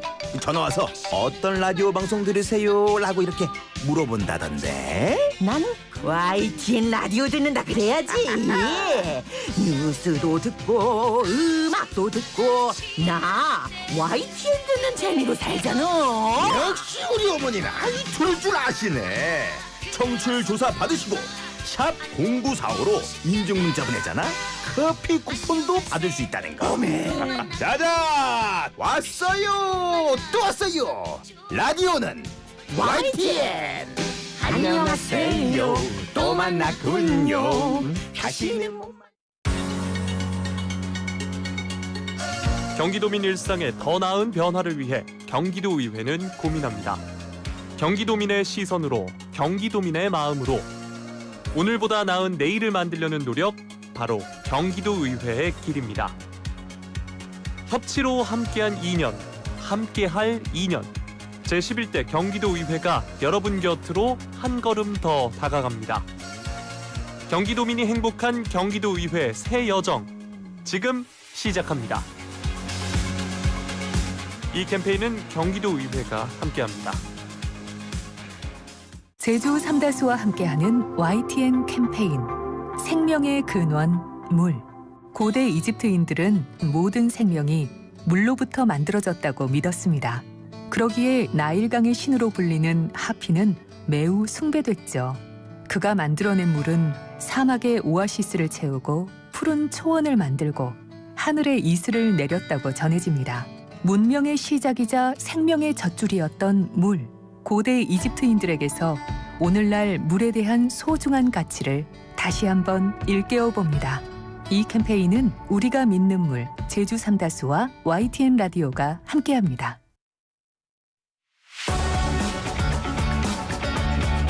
치우치지 않은 공정함에 깊이 있는 분석을 더했습니다. 신율의 뉴스 정면 승부.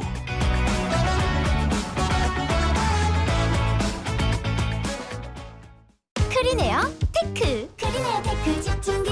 주물 작업, 연마 작업, 페인트 작업. 분진가스 냄새 연기 작업장 분진. 이 세상에 못 없애는 분진이 어딨어. 크리네어 테크 기술력이 끝내줍니다. 크리네어 테크. 크리네어 테크 집중기. 당신은 아마 아직 모를 거야. 장기 렌트 숨은 강자. 아마 믿지 못할 거야. 합리적인 이 가격을. 장기 렌트의 숨은 강자 홈페이지에서 실시간으로 확인하세요. 아마존카. 안전화가 이렇게 편해도 돼요? 나도 모르게 집에까지 신고 간다니까요. 우린 발이 건강해야 하니까 안전화 아무거나 못 신어요. 내가 안전해야 가족이 안심하지. 그래서 난 꼭 집에만 신어. 집엔 안전함을 구십하는 확실한 이유가 있다. 생각의 차이가 만드는 가치 집엔 안전화. 모든 인쇄 가능한 성원에드피아. 온라인 주문 간편한 성원에드피아. 누구든지 어디서나 쉽고 빠르게 인쇄의 유토피아. 성원에드피아. 여름에는 부채 판촉물. 다양한 부채 역시 성원에드피아. 화재가 나도 불에 타지 않는데. 판넬에 사용한 단열재가 그라스울이니까. 불에 안 타니까 화재 보험료도 절감되겠네. 그럼 그라스울이니까. 안전하고 경제적이고 인체에 무해하기까지. 건축용 단열재는 그라스울. 샌드위치 판넬도 그라스울 판넬.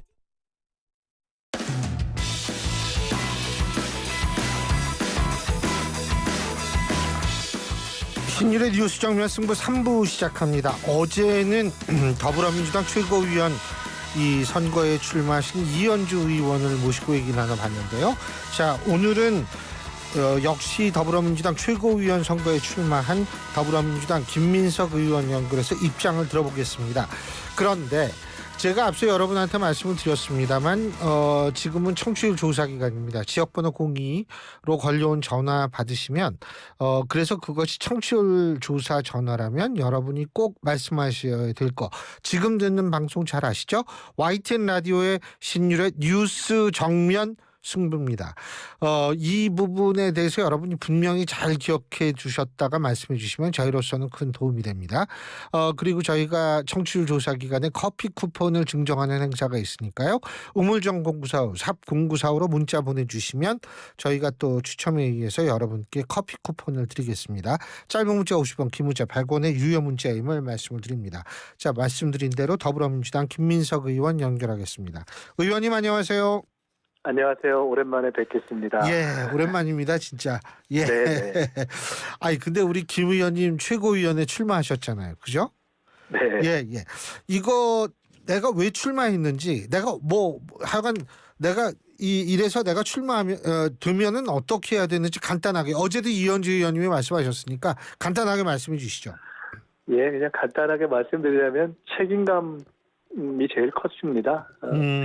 지금 전국이 어렵고 나라도 어렵고 근데 이제 저희 당에 맡은 책임이 크죠, 사실은. 근데 이제 새로 구성될 2기 지도부가 뭐 사실상 이제 이재명 대표의 연임이 확실시 되는 상황에서 국민들께 희망도 드리고 그다음에 민주당이 집권 가능한 대체 세력이구나 하는 집권 준비를 확실하게 하고 있는 모습을 보여드리는 것이 최대의 과제가 될 거라고 보는데요.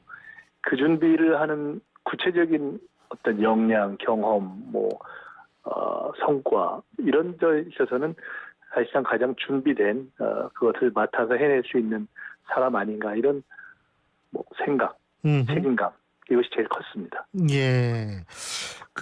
그런데 지금 이제 그런 말씀을 해주셨는데 일각에서는요. 사실 김민석 의원님 정도의 정치 경력, 인지도, 지명도가 있으면 당대표 나가야 되는 거 아니냐 이런 얘기도 하거든요. 예, 그 감사한 말씀이고요. 그런데 지금 우리 당은 아시다시피 전체적인 당원이나 지지자들의 총의가 사실상 이재명 대표를 중심으로 집권하자. 그리고 이재명 대표를 대통령 후보로 사실상 생각하고 우리가 그 과정을 탄탄하게 준비해가자 하는 공감대가 높은 수준을 넘어서 굉장히 아주 높지 않습니까? 그렇다면 그것을 생각하는 어떤 입장에서는 당인으로서 또 전체 흐름을 바라보면서 거기서 어떻게 최대한 기여를 할 것인가 바라보는 것이 옳다고 보고요. 예. 최고위원 중에 한 사람은 또 그런 것들을 총괄하면서 책임지는 그러한 역할을 하는 것이 필요하다. 이런 생각에서 그렇게 결심을 했습니다. 김민석 의원님이 보실 때 김두관 전 의원 출마는 어떻게 평가하십니까? 김두관 의원님이 이제 어떤 메시지를 내시는가 이것이 중요하고요. 예. 김두관 의원님은 또 여러 가지 경험도 있고 경륜도 있으시고 또 일정하게 우리 당 지지층에 또 대변하는 그 과정을 또 밟아오신 부분이 있기 때문에 예. 그 메시지를 잘 내시면 전체 과정에 플러스가 될 수 있도록 되면 좋겠다 이런 생각 가지고 있습니다. 예. 근데 김두관 전 의원님께서 그 출마의 변을 이렇게 보면 그래도 강도가 좀 있더라고요. 예. 선거 시작할 때 또 강도가 너무 없으면 재미가 없죠? 이상할 수도 있고 그래서 제기될 수 있는 여러 가지 어떤 방향, 어떤 메시지, 목소리 가운데 어떤 부분들을 잘 종합해서 최고강도로 내신 거 아닌가 싶고요.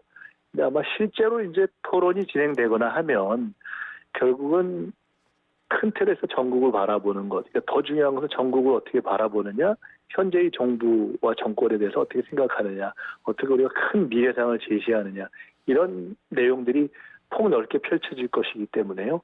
그 토론과 논쟁의 양상은 그게 다채로울 것이다 저는 이렇게 기대하고 있습니다. 예.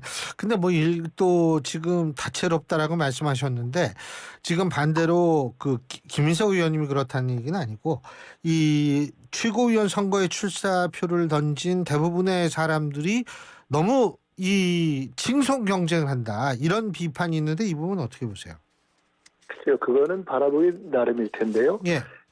아마 그것이 전체적으로 후보들이 관계가 지금 이재명 대표와의 관계가 우호적 관계가 대부분 또는 최고위원 후보로 보면 다 아니냐 이렇게 말씀하신다면 아마 그것을 그렇게 표현하시는 것이라면 그것은 지금 당 전체의 어떤 흐름, 당원들의 지지라든가 이런 것이 대표에게도 그렇게 몰려 있고 또 전체 의원들의 분포라든가 최고위원 후보도 어떤 자연스러운 현상이다 이렇게 이해하시면 될 것 같습니다. 누가 억지로 그렇게 해라. 또 그렇지 생각이 아는 사람은 억지로 나오지 마라. 이렇게 한 게 없는 거니까요. 그래도 우리 김민석 의원께서 이재명 전 대표에게 여러 가지로 조언을 해주고 있다. 연임 도전을 했으니까 캠프 좌장 역할을 한다. 맞습니까? 언론에서 그렇게 나오는 걸 저도 봤는데요. 예. 그러니까 이번 오늘 출마 선언이 있었습니다만은 그 출마 선언의 내용과 방향. 그러니까 오늘 출마 선언이 흥미로웠던 것 하나는 사실은 현재 대통령이나 정부에 대한 그러니까 우리가 통상 예상하는 그런 비판의 소리가 하나도 그러니까 그런 워딩을 담지 않고 그야말로 우리가 미래와 비전을 어떻게 만들어 갈 것인가에 대한 내용으로 다 채우려고 노력을 했는데요. 가령 그런 출마 선언의 내용도 다듬는 과정에서 같이 계속 의논을 했습니다. 그래서 그런 것뿐만 아니라 여러 가지 정국이라든가 향후 당의 방향에 대해서 계속 이렇게 의논을 하고 선거의 방향도 같이 잘 되도록 이렇게 의논도 하고 또 일정하게 도울 수 있는 걸 돕고 그러고 있습니다. 예, 알겠습니다. 그 방향성이 아마 이재명 대표가 오늘 얘기했던 그 출마의 변 여기에다 담겨 있다라고 보면 됩니까? 네. 알겠습니다. 근데 그 나경원 국민의힘 그 전당대회 당대표 후보께서는 그 자신이 이 대표가 되면 이재명 대표의 국회의원직 제명 촉구 결의안을 추진하겠다 이런 얘기를 했는데 어떻게 보십니까? 뭐 큰 의미는 없는 얘기 아닌가 싶습니다. 왜냐하면 아니 그게 무슨 뜻이죠? 아니 뭐 그런 게 별 의미가 없는 그러니까 이야기지 않습니까? 국민이 뭐 그렇게 크게 관심을 가질 화두도 아니고 그다음에 지금 국정을 끌어가는 어떤 여당의 대표가 하는 분이 던질 만한 그렇게 품격 있는 뭐 제안도 아니고 실질적인 뭐 실현 가능성이 있는 것도 아니고 전 뭐 큰 의미는 없다고 봅니다. 예, 아니 저는 또 뭐 어차피 그쪽도 대표는 한동훈 후보기 때문에 이래서 의미가 없다 그럴 줄 알고 깜짝 놀랐습니다. 그런 건 아니고요. 그렇다기보다는 이제 어쨌든 정당의 전당대회는 사실은 국민들이 원하는 주제를 갖고 논해야 되는 거지 않습니까? 예. 그러면 이제 가령 저희는 예를 들어 오늘 이재명 대표가 제기한 새로운 성장의 방향이라든가 이 위기를 어떻게 돌파할 것이라든가 아니면은 현재의 국가적인 문제를 어떻게 해결할 것인가에 대한 예를 들어 그 문제를 주로 던졌다면 근데 저희보다는 더 책임감을 가져야 할 여당 입장에서 사실 그런 논의가 나오다기보다는 뭐 대통령과의 관계는 어떻고 최혜병 특검을 온 국민이 관심 갖고 있는데 이걸 어떻게 뭐 안 할 거냐 또는 뭐 문자 그러니까 이렇게 되고 있는 것이어서 오히려 조금 더 이렇게 중심을 잡고 국민이 원하는 주제가 뭔가에 대한 고민을 하시는 것이 좋지 않겠는가 저는 그렇게 생각합니다. 지금 최혜병 특검 거부권 말씀하셨는데 재의결되면은 이탈표 나올 거라고 보세요? 정상이라면은 나와야죠. 그리고 그동안에 이렇게 말씀하셨던 것들이 있기 때문에 저는 그렇게 되는 것이 맞다고 봅니다. 근데 현실적으로 몇 표 정도 나올 거라고 보세요? 글쎄요. 그것은 뭐 저희가 과거에도 그렇고 이 원내 제표라는 것은 구체적으로 들어가 봐야 되기 때문에요. 그래서 아마 이제 주로 원내 지도부가 중심으로 돼서 접촉도 하고 뭐 할 것이기 때문에 지금 뭐 현실적인 표를 제가 말씀드릴 상황이나 뭐 이건 아닌 것 같습니다. 그 또 한 가지 아까 좀 전에 문자 일십 논란 말씀하셨는데 어떻게 바라보고 계십니까? 민주당 쪽에선? 그죠. 민주당 측에서 어떻게 바라보느냐 이거 의원님께서 바라보시는 제 거. 느낌 저는 참 웃긴다 이런 생각이 듭니다. 이게 사실상 뭐 김 여사 측에서 공개했다고 봐야 되는 거잖아요. 그리고 그거를 대통령실은 우리는 전대에 개입 안 한다 이렇게 덮고 있고 이 정도 어떤 여당의 향후 대사와 관련된 것에 영향을 실제로 결과로 미치는 것으로 나올지 아닐지는 모르겠지만 미칠 수도 있다고 생각되는 문제를 일종의 전국에 던지고 대통령실은 그거를 일종의 설거지 내지는 뒤치다거리하고 이게 이런 방식의 어떤 국정운영에 대한 그동안 비판을 받아 그냥 나타나는 것이 아니냐. 이 정도의 문제를 그냥 김 여사 측에서 판단하고 던지고 대통령실은 이걸 막고 도대체 이게 뭘 하는 건지 참 좀 웃깁니다. 지금 그 문자 일십 논란이 영향을 미칠 수도 있다 이런 말씀하셨는데 그렇다면 어디에 한이 깨질 수도 있다 이렇게 생각하시는 겁니까? 아니 미칠 수도 있을 수 있는이라고 제가 표현했죠. 그러면은 저는 뭐 사람마다 보는 각도가 좀 다릅니다만은 지금 국민의힘이 참 어려운 지경에 처했지 않습니까? 윤석열 대통령에 대한 인기나 기대가 보수층에서조차 없어서 그냥 한동훈 위원장을 어떻게 밀어볼까 하는 수가 많았는데 이게 그렇게 했을 때 또 내부 싸움이 뭐 더 커질 것 같으니까 지금 고민하는 이래 가자니 싸우다 망할 것 같고 또 그렇게 않게 가자니 그런 윤 대통령 지키다 망할 것 같고 뭐 이렇게 되는 국면이어서 이게 처음부터 방향을 잘못 잡았다. 어떻게 보통 과거에 보면은 이 총선에 지거나 이러면은 정부 여당 내에서 혹은 여당에서 몇 사람이라도 이렇게 나온 사람들이 우리 좀 바꿉시다, 혁신합시다, 반성합시다, 요건 달리 갑시다 이런 게 나오잖아요. 근데 아예 그런 게 없는 모습을 보여서 참 이리 가도 저러 가도 좀 답답하고 딱한 형국이구나 하는 생각을 갖고 보고 있습니다. 자, 그리고요. 또 한 가지는 임성근 전 사단장 얘기인데요. 어제 아마 JTBC 단독 보도를 보셨을 텐데 김민석 의원님께서도 이런 얘기했죠. 임 사단장이 사표를 낸다. 그래가지고 B에게 전화가 왔더라고. 그래가지고 내가 절대 사표 내지 마라. 내가 VIP한테 얘기를 하겠다. 원래 그거 별 3개에 달아주려고 했던 거잖아. 라는 이게 녹음 파일의 일부인데요. 이게 이제 공개가 됐습니다. 민주당에서는 이것이 일종의 최순실, 그러니까 지금은 최서원 씨죠. 국정농단 사건에 태블릿 PC가 스모킹건 역할을 했던 것처럼 이것이 스모킹건이다. 이런 주장을 하는데 동의하십니까? 스모킹건이 될 수도 있겠죠. 이게 하나하나 확인을 더 해가야 되죠. 그런데 저는 처음부터 이 대통령과 정부에 대해서 제기되고 있는 여러 가지 문제가 있고 그 하나하나가 다 중요합니다만은 특히 최혜병 이 관련 사건은 저는 대통령과 정권이 도저히 이길 수 없는 사건이라고 봤습니다. 처음부터. 왜 그러냐면은 국민의 이렇게 상식적인 눈이 있지 않습니까? 예. 근데 국민들이 이렇게 볼 때 윤석열 대통령하고 박정훈 대령하고 양쪽에 놓고 두 분의 얼굴을 보고 표정을 보고 말하는 거를 듣고 이걸 어떤 사람이 진실을 이야기하는 이렇게 보고 이번에 국회에서 청문회 하는 과정을 또 이렇게 보시고 그러면은 국민들이 그걸 보고서 다 판단을 하시지 않습니까?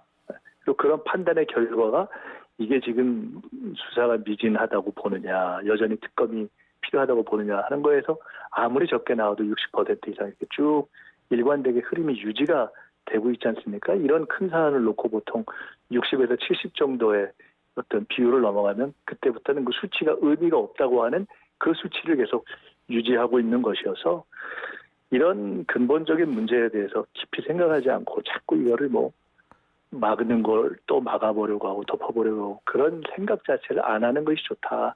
스모킹건이 이것이 스모킹건이 될 것이냐. 스모킹건은 이 진실을 덮지 못하기 때문에 계속 나올 수밖에 없을 것이다. 저는 이렇게 봅니다. 예, 그런데 물론 이 사람이 이 얘기한 사람이 도이치모터스 주가 조작 의혹에 연루된 사람이라 그러던데 이 사람이 물론 허풍 떨 수도 있고 과장을 했을 수도 있고 속된 말로 뻥을 쳤을 수도 있는 건데 물론 대통령실은 임성근 전 사단장 구명 로비는 대통령 부비와 전혀 관련이 없다라는 입장을 분명히 개진하고 있는데 이것이 이제 조금 더 좀 이 논란이 당분간 이어질 거라고 보시는 거죠?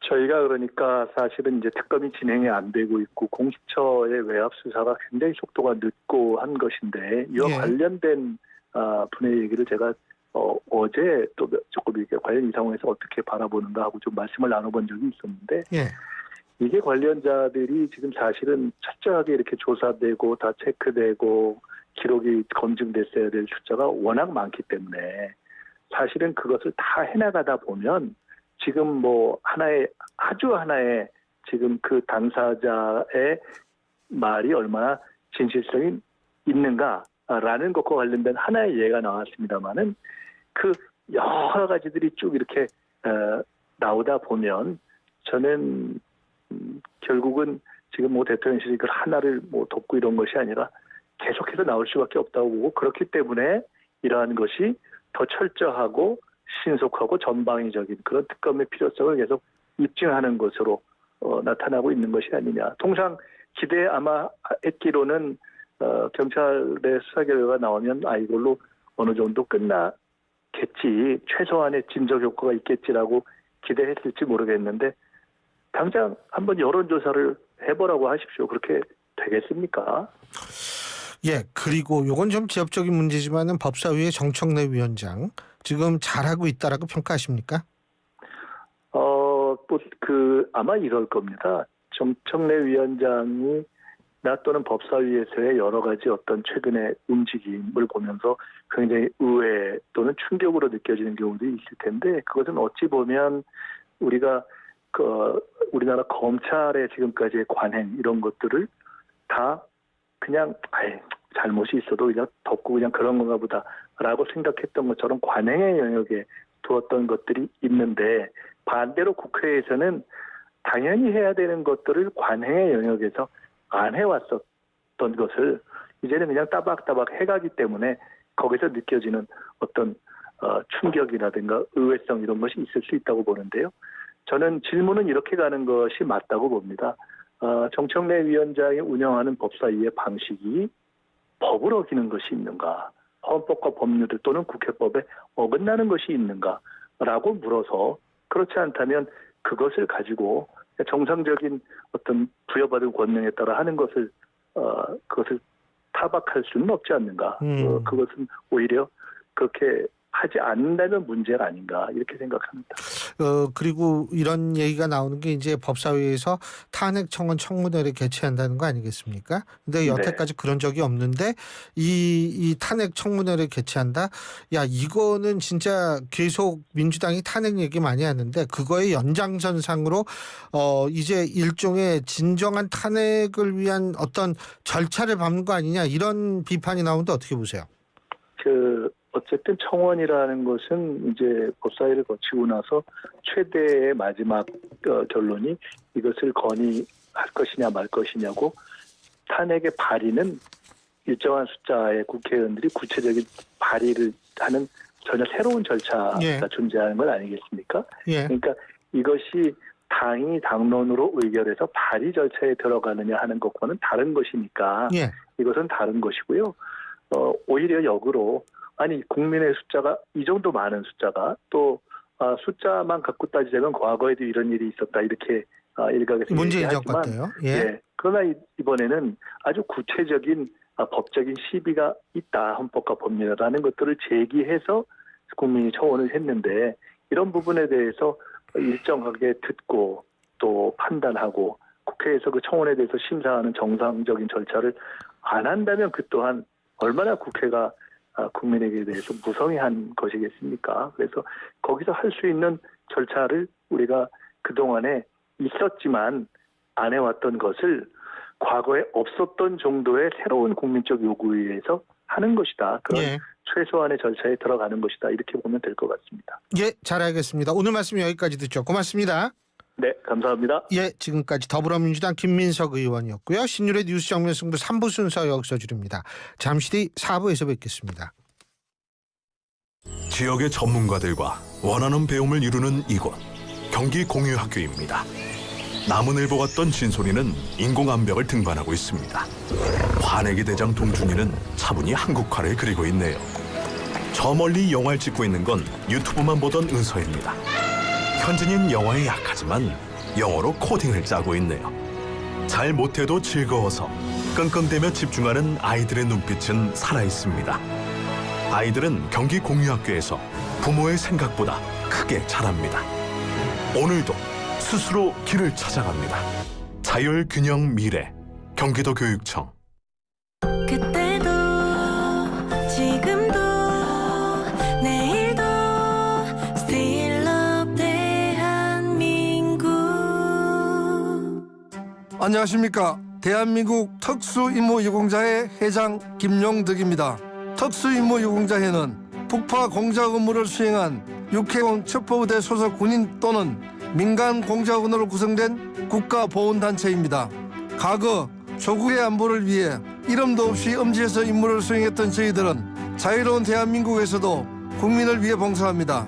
재난시 위험 앞으로 가장 먼저 달려갑니다. 재난인명구조와 피해복구활동, 모래급식 봉사 등 매년 2,000회 이상 사회봉사를 하는 국민봉사보훈단체입니다.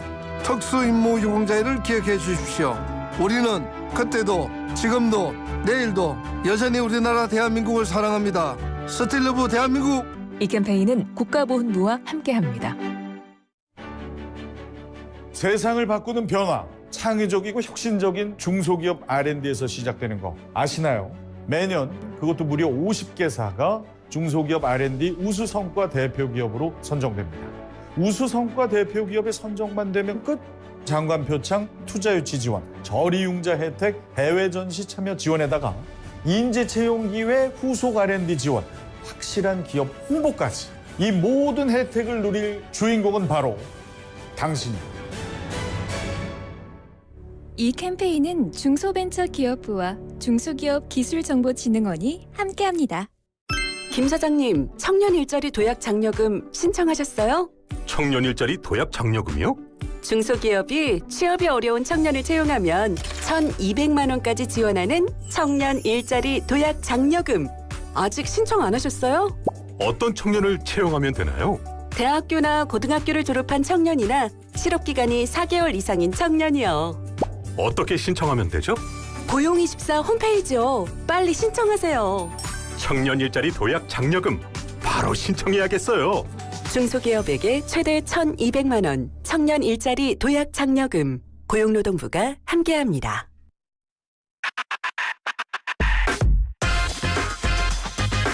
YTN 라디오 신율의 뉴스 정면 승부.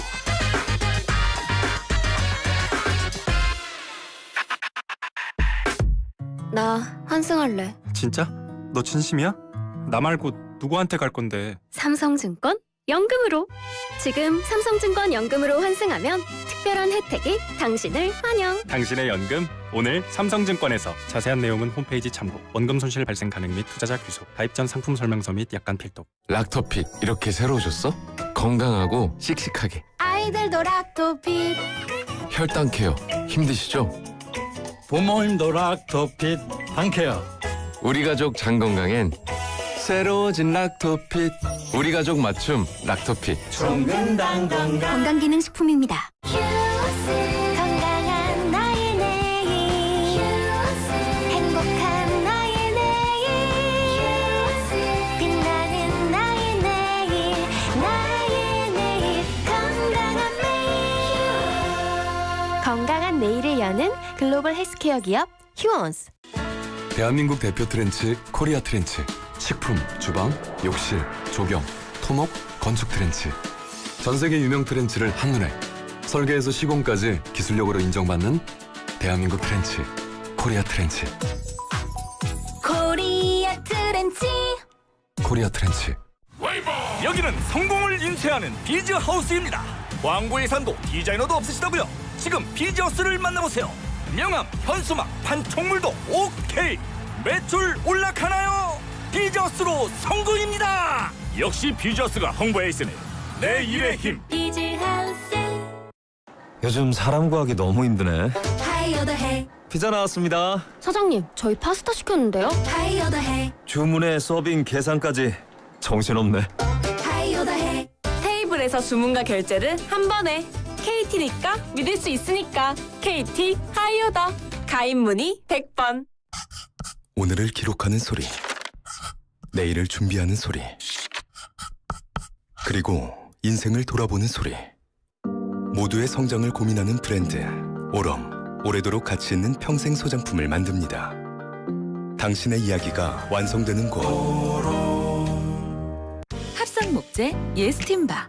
산책로, 야외 데크, 울타리, 사이딩, 전원주택 인테리어까지 다양한 형태로 활용이 가능한 친환경 합성 목재 예스팀바. 우수한 품질의 정부 조달 우수 제품. 나무 느낌 그대로. 합성 목재 예스팀바. 경동산업 주식회사.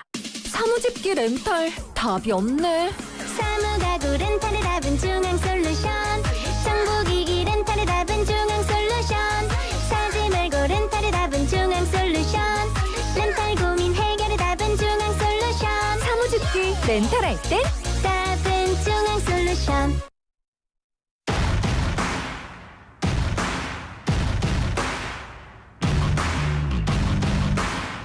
YTN 라디오의 신율의 뉴스 정면 승부 4부 시작합니다. 오늘 4부 하루 정치권에서 가장 주목받았던 키워드 알아보는 코너죠.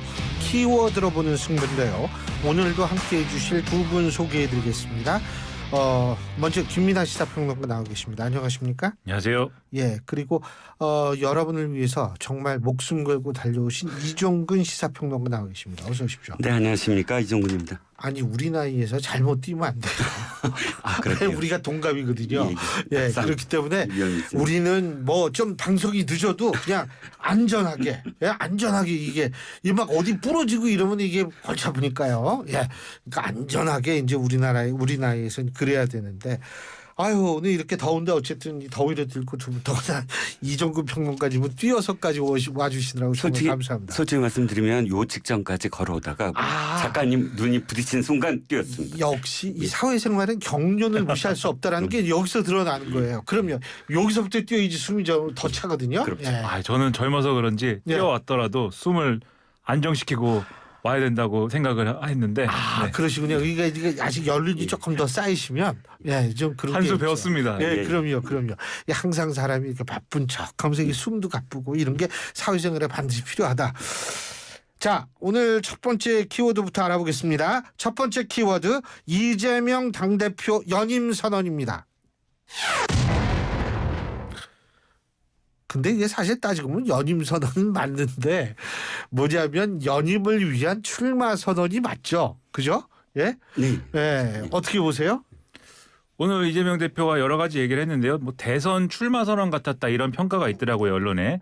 왜냐하면은 당 대표를 다시 한번 하겠다라는 거에 초점을 맞췄다기보다는 대한민국을 뭐 어떻게 해보겠다. 그러니까 예를 들면은 뭐 여러 가지 새로운 성장 동력을 찾기 위해서 뭐 여러 가지 이제 정책적인 그런 접근을 해야 된다. 그리고 또 정책적인 측면에서 종부세와 관련돼서 뭔가 재검토가 필요하다. 뭐 금투세는 어떻게 하겠다. 뭐 이런 얘기들을 많이 했는데 그걸 통해서 뭔가 이 기존의 이재명 전 대표를 둘러싸고 있는 뭐 사법 리스크와 관련된 어떤 쟁점이라든가 그리고 너무 이제 좀 극단적인 어떤 이 뭐랄까 세계관을 갖고 있는 거 아니냐 뭐 이런 어떤 공격이라든가 이런 것들을 뭔가 실용주의적인 노선으로 돌파하려는 듯한 그런 생각을 한 것으로 일단 보입니다. 그런데 이런 뭐 스탠스를 잡는 것 자체는 저는 뭐 긍정적인 부분이 분명히 있다고 보는데 다만 이거는 어쨌든 당대표를 다시 한번 하겠다라는 거고 당대표를 다시 한번 하겠다라는 게 사실은 이례적이다 이렇게 평가를 하는 거잖아요. 더군다나 이제 민주당의 경우에는 과거에 김대중 총재 이후에 사실 24년 전 얘기죠. 그렇죠. 그리고 중간에 사실은 뭐 정세균 대표가 한번 또 그렇게 볼 수도 있다라고도 하는데 어쨌든 이례적인 어떤 연임 선언을 하면서 설명이 돼야 되는 거는 연임을 왜 하는가가 설명이 사실은 돼야 되거든요. 근데 이재명 대표가 오늘 한 얘기 중에 그 대목과 관련된 것은 책임을 피하기가 어렵다라는 얘기였습니다. 그러니까 정치적으로는 좀 쉬다가 대선으로 대선 주자가 하는 어떤 행보로 넘어가는 게 자신도 편하지만 지금 책임져야 될 일이 많기 때문에 대표로서 책임을 좀 피하기가 어렵다 이렇게 얘기를 했는데 그거는 사실 제대로 설명됐다고 보기는 어렵거든요. 이 왜 연임을 해야 되는지에 대해서 왜 이재명만이 그 책임을 감당해야 되고 왜 이재명의 민주당만이 지금 상황을 돌파할 수 있다라고 생각하는지에 대해서 더 설명이 필요하다고 보기 때문에 뭐 그 부분은 좀 아쉬웠고 앞으로 뭐 여러 가지 일정들이 있지 않겠습니까? 그 과정에서 그 대목에 대한 설명을 충분히 해줘야 된다 이렇게 봅니다. 어떻게 보세요, 이정근 평론? 정치인을 평가하는데 그 말이 참 중요하잖아요. 그 말을 평가하는데 두 가지가 있는 게 일관되게 자기가 그 어떤 정치 철학을 통해서 일관된 어떤 흐름이 있느냐 그리고 그 흐름을 실천하느냐 언행일치를 하느냐 이 두 가지 점에서 오늘 출마해변은 공허했다. 왜냐하면 일관성 있게 이재명이라는 정치인에게 들을 수 있는 워딩이 없어요. 예를 들자면 DJ 그러면 통일 뭐 아니면 김영삼 대통령이나 그러니까 노무현 대통령 그러면 지역 갈등 해소 뭐 문재인 대통령은 사람이 우선 이런 떠오르는 그 캐치프레이즈가 있거든요. 기본 있잖아요. 기본 시리즈. 근데 기본도 한번 철회를 했잖아요. 기본이 만약에 이재명 이 대표의 뭐랄까요 레토릭이 아니라 진짜 진정성이 있으려면 지난번에 대선 후보 때 사실 그걸 관철시켰어야 돼요. 근데 그걸 그냥 없앴고요. 그러니까 지금 쭉 뭐 먹고 산이스m 얘기를 했는데 먹산이스m 원래 먹고 산이스m이 맞아요. 사전에 그렇게 나오는데 그렇죠. 먹산이스m이라고 얘기했는데 그렇다면 지난 2년간 이재명 그러면 먹고 산이스m에 정말 열심히 했던 정치인이냐라고 되물을 수밖에 없거든요. 지금까지 이재명 그러면 방탄이 떠오르는 건 뭐냐면 그야말로 내 사법 리스크는 내가 알아서 할 테니까 이 당은 먹고 산이스m에 충실해다오. 민생에 충실해다오. 이게 원래 정치인의 워딩이어야 되는데 말은 그렇게 하면서 방탄을 요구하고 뭐 지난번에 이제 시정연설 때는 내가 알아서 사법 리스크에 당당하게 나가겠다 해놓고는 그 다음에는 어떻게 했습니까? 다 전화 걸어서 이번에 좀 부결시켜다오라고 얘기했잖아요. 그러니까 앞뒤가 안 맞는 것이 지금 오늘도 나타나고 있다. 먹고 사는 힘을 얘기하려면 2년 동안 실천한 다음에 얘기했어야 된다. 근데 실천하지 않고 방탄만 했기 때문에 이 오늘 이야기한 건 거의 다 공허하게 들릴 수밖에 없다는 거예요. 근데 김두관 전 의원이 좀 이렇게 출마를 해가지고 1인 정당이다 이런 비판이 좀 사그라들까요? 어떻게 보세요? 근데 이제 출마를 한 것만으로 뭐 1인 정당이다라는 비판이 없어지는 거는 아닌 것 같고 이제 새롭게 지도부가 구성이 되면 그러면 그것에 대한 평가가 또 있지 않겠습니까? 이 전당대회 다 치르고 나서 그러면 그것에 대한 평가를 또 해야 될 텐데 그 평가가 1인 정당이라는 어떤 평가를 벗어나게 될 것이냐 단지 대표 후보 경선을 대표 후보 선출을 경선으로 치렀다는 것만으로 그러기는 좀 어려울 거라고 보고 다만 김두관 의원이 나름대로는 지금 또 맞는 얘기를 하고 있는 부분들은 있어서 그러니까 지금까지 김두관 의원의 행보를 쭉 보면은 사실 과거의 어떤 이 뿌리를 좀 생각해 보면은 그렇지 않은 부분도 있지만 좀 오락가락하고 좌충우돌한 부분도 있지만 이재명 대표하고 그렇게 뭐 먼 사이는 아니었거든요. 근데 이번에 어쨌든 대표 경선을 치르면서는 이재명 대표를 오히려 비판하고 또 당을 걱정하는 어떤 모드로 들어가지 않았습니까? 그런 점을 보면은 김두관 의원의 어떤 그러한 주장이나 이런 것에도 상당히 정치적인 힘은 실리고 있다 이렇게 봅니다. 근데 김두관 전 의원께서 그 문재인 전 대통령 책방 데가 평산마을인가요? 거기 가고 봉화마을도 가고 이런다라는 것은 결국 이제 정치인들의 동서는 그 상징을 의미하는 거기 때문에 친노 친문의 적자라는 것을 강조하면서 쉽게 얘기한다면 어떤 그 친명의 비명계의 구심이 되겠다라는 강력한 의지 표명이다라는 얘기도 있는데 어떻게 보세요?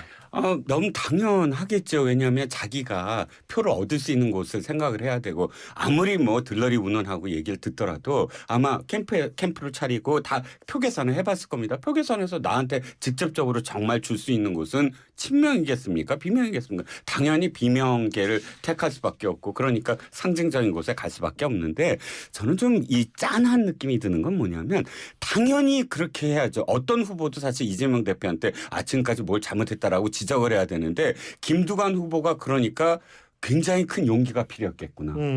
그 용기에 박수를 보낸다. 이렇게 되거든요. 당연한 말을 하는데 당연한 포지셔닝으로 가는데 용기 운운한 만큼 이 당이 경색되어 있구나라는 생각밖에 안 드는 거죠. 알겠습니다. 자, 두 번째 키워드 가볼까요? 두 번째 키워드 문자 수령에 갇힌 당권 레이스입니다. 수령에 갇혔나요? 옛날에는 뭐 수령에서 건진됐다 이런 영화 제목이 있고 그랬거든요. 예, 근데 이거 문자 수령일까요? 어떻게 보세요? 수렁인 것 같습니다. 수렁이라는 게 이제 빠지면 헤어나오기 어려운 것이고 그렇죠. 또 특징이 같이 막 가다가 이 수렁을 발견을 못하면 다 같이 빠지거든요. 그러니까 사실 이 처음에 김건희 여사의 문자를 쟁점화시킨 측 그러니까 아마도 원희룡 전 장관, 원희룡 후보를 지지하는 쪽에서 이제 쟁점화를 시켰다. 이렇게 자기는 아니라고 그래요. 근데 그렇죠. 아니라고 하는데 구도상 선거 구도상 그런 거 아닌가 이렇게 추정이 되긴 하는데 이걸 통해서 한동훈 후보의 어떤 좀 기세를 꺾고 그리고 뭔가의 이제 정치적 이익을 뭔가 도모하려고 했다라고 하면 그 계산이 지금 안 맞는 것 같거든요. 그 계산이 안 맞고 오늘 경향신문의 일면 기사 제목을 보니까 다 망했다 이렇게 써 있더라고요. 그러니까 이게 뭐 경향신문의 평가가 아니라 국민의힘 내에서 이런 얘기가 나온다. 다운표 치고 다 망했다. 그러니까 한동훈 후보도 사실 이 문자와 관련돼서 왜 답을 안 했지? 이런 의구심들은 있는 거잖아요. 답을 좀 해도 될 텐데.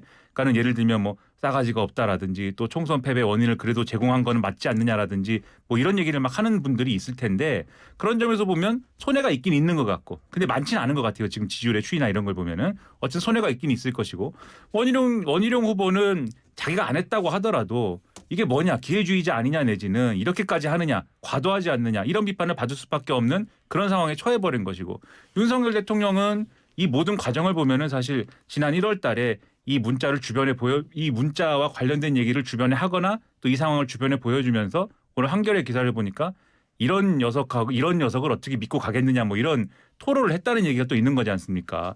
그런 걸 보면 또 윤석열 대통령도 너무 김건희 여사 감싸고 도는 거 아니냐 이런 평가 또 받게 된 거고 김건희 여사에 대해서는 이 문자를 보면은 김건희 여사가 사실 상황을 주도하는 것처럼 느껴지거든요. 이런 어떤 사과라든지 이런 부분에 대해서 그리고 또 대통령하고 만나면 어떻겠느냐 또 밥을 한번 먹어야 되지 않겠느냐 이런 말씀하시는데 이런 게 이 한동훈 이 후보 측이 일종의 어떤 당무개입 이런 것들을 계속 얘기하고 있지 않습니까? 그러다 보니까 이미지가 또 이건 이제 경향신문의 국민의힘 관계자의 발언 인용입니다마는 특천무우다 이런 얘기 나오는 거 아니냐 뭐 이런 얘기를 또 써놨어요. 그러니까 모두가 이미지가 안 좋아지고 모두가 어려운 상황이 돼버리는 그런 수렁에 빠지게 됐다라는 점에서 이걸 통해서 정치적 이익을 뭔가 얻으려고 한 사람은 굉장히 뭔가를 잘못 생각한 거다. 이런 지적을 안 할 수가 없는 거죠.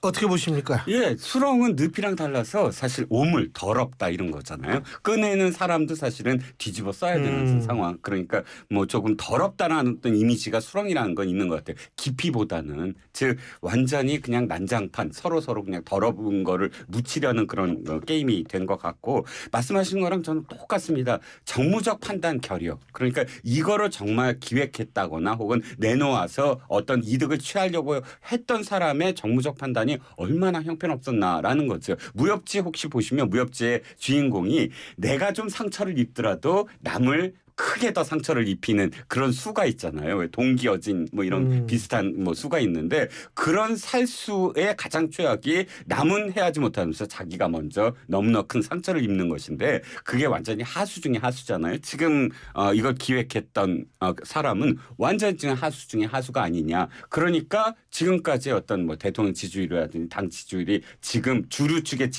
주류 측의 이 정무감각 결여로 말미암아 이렇게 된 게 아니냐. 지금은 더 큰 화 그러니까 김건희 여사의 문자와 관련돼서 새로운 사실들이 너무 많이 밝혀지고 있고 또 김건희 여사가 와 이렇게 많은 사람들과 전화로 소통하고 있구나. 참 다양한 사람들과 계속 소통하고 있구나. 또 소통 시기도 뭐 한 2년 전부터 계속 소통하고 있구나. 이런 우리가 모르던 사실들을 계속 알게 만들어주는 시작이 바로 그 그룹들 기획한 그룹들이었다라는 겁니다.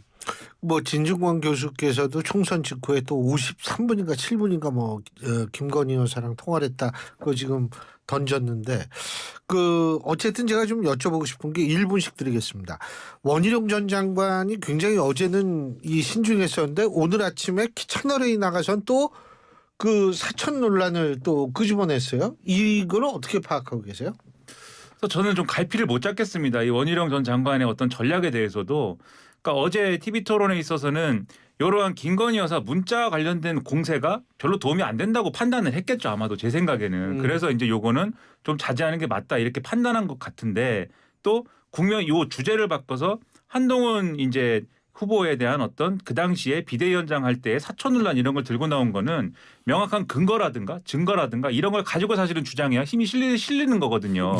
그렇지 않으면은 김건희 여사 문자 주장하더니 또 이건 투석으로 들고 나온 것도 좀 엄한 거 얘기한다 이렇게 돼버리는 건데 그 인터뷰에서 보면은 근거에 대해서는 또 얘기를 안 하거든요. 나중에 얘기할 텐데 좀 시점은 내가 고민해 보겠다 이런 식이지 않습니까? 이것도 사실은 그래서 전략적으로 좀 영리한 것 같지는 않다 이런 생각이 듭니다. 어떻게 보십니까? 어저께 너무 나갔어요. 바로 사천 논란을 공격당한 게 인척 부분이거든요. 인척과 함께 사천 그러니까 공천을 지금 얘기했다라고 이야기했다가 공격을 받으니까 난 얘기 안 하겠다라고 하다가 오늘은 뭐냐면 인척 부분을 다 뺐어요. 인척을 빼고 그러니까 청와대에 있던 그러니까 검사 출신의 뭐 측근 이렇게 표현했어요. 근데 이 부분은 누군지 우리가 다 알거든요. 그때 당시에 뭐 사천 그래갖고 이철규 의원이 막 공격했을 때 일부 언론 보도에서 누구다 청와대 출신의 무슨 비서관 그리고 부산에 이번에 당선된 뭐 검사 출신 누구다 이런 식의 기사는 다 나왔거든요. 최소한 어저께까지 공격을 당했던 건 내가 법률가니까 잘못하다가 인적 부분에 대해서는 큰 화를 입을 수가 있겠구나. 그나마 기사에 나왔던 뭐 그 모씨 그러니까 검사 출신 이렇게 해서 빠져나가겠다라는 수인데 이거 역시 하수다라고 생각을 합니다. 여러분 어떻게 좀 그 의도를 파악하시는 데 도움이 되셨는지 모르겠습니다. 오늘 두 분 말씀 여기까지 듣겠습니다. 고맙습니다. 네, 감사합니다. 예, 지금까지 이종근 시사평론가, 김민아 시사평론가 두 분과 함께 했고요. 자, 신율의 뉴스 정면 승부 오늘 저희가 준비한 순서 여기까지입니다. 제가 항상 드리는 말씀이지만 여러분 청취율 조사 꼭 응해 주시고요. YTN 라디오의 신율의 뉴스 정면 승부 꼭 기억해 주십시오. 전 내일 저녁 5시에 여러분 다시 찾아뵙겠습니다. 신율이었습니다. 고맙습니다.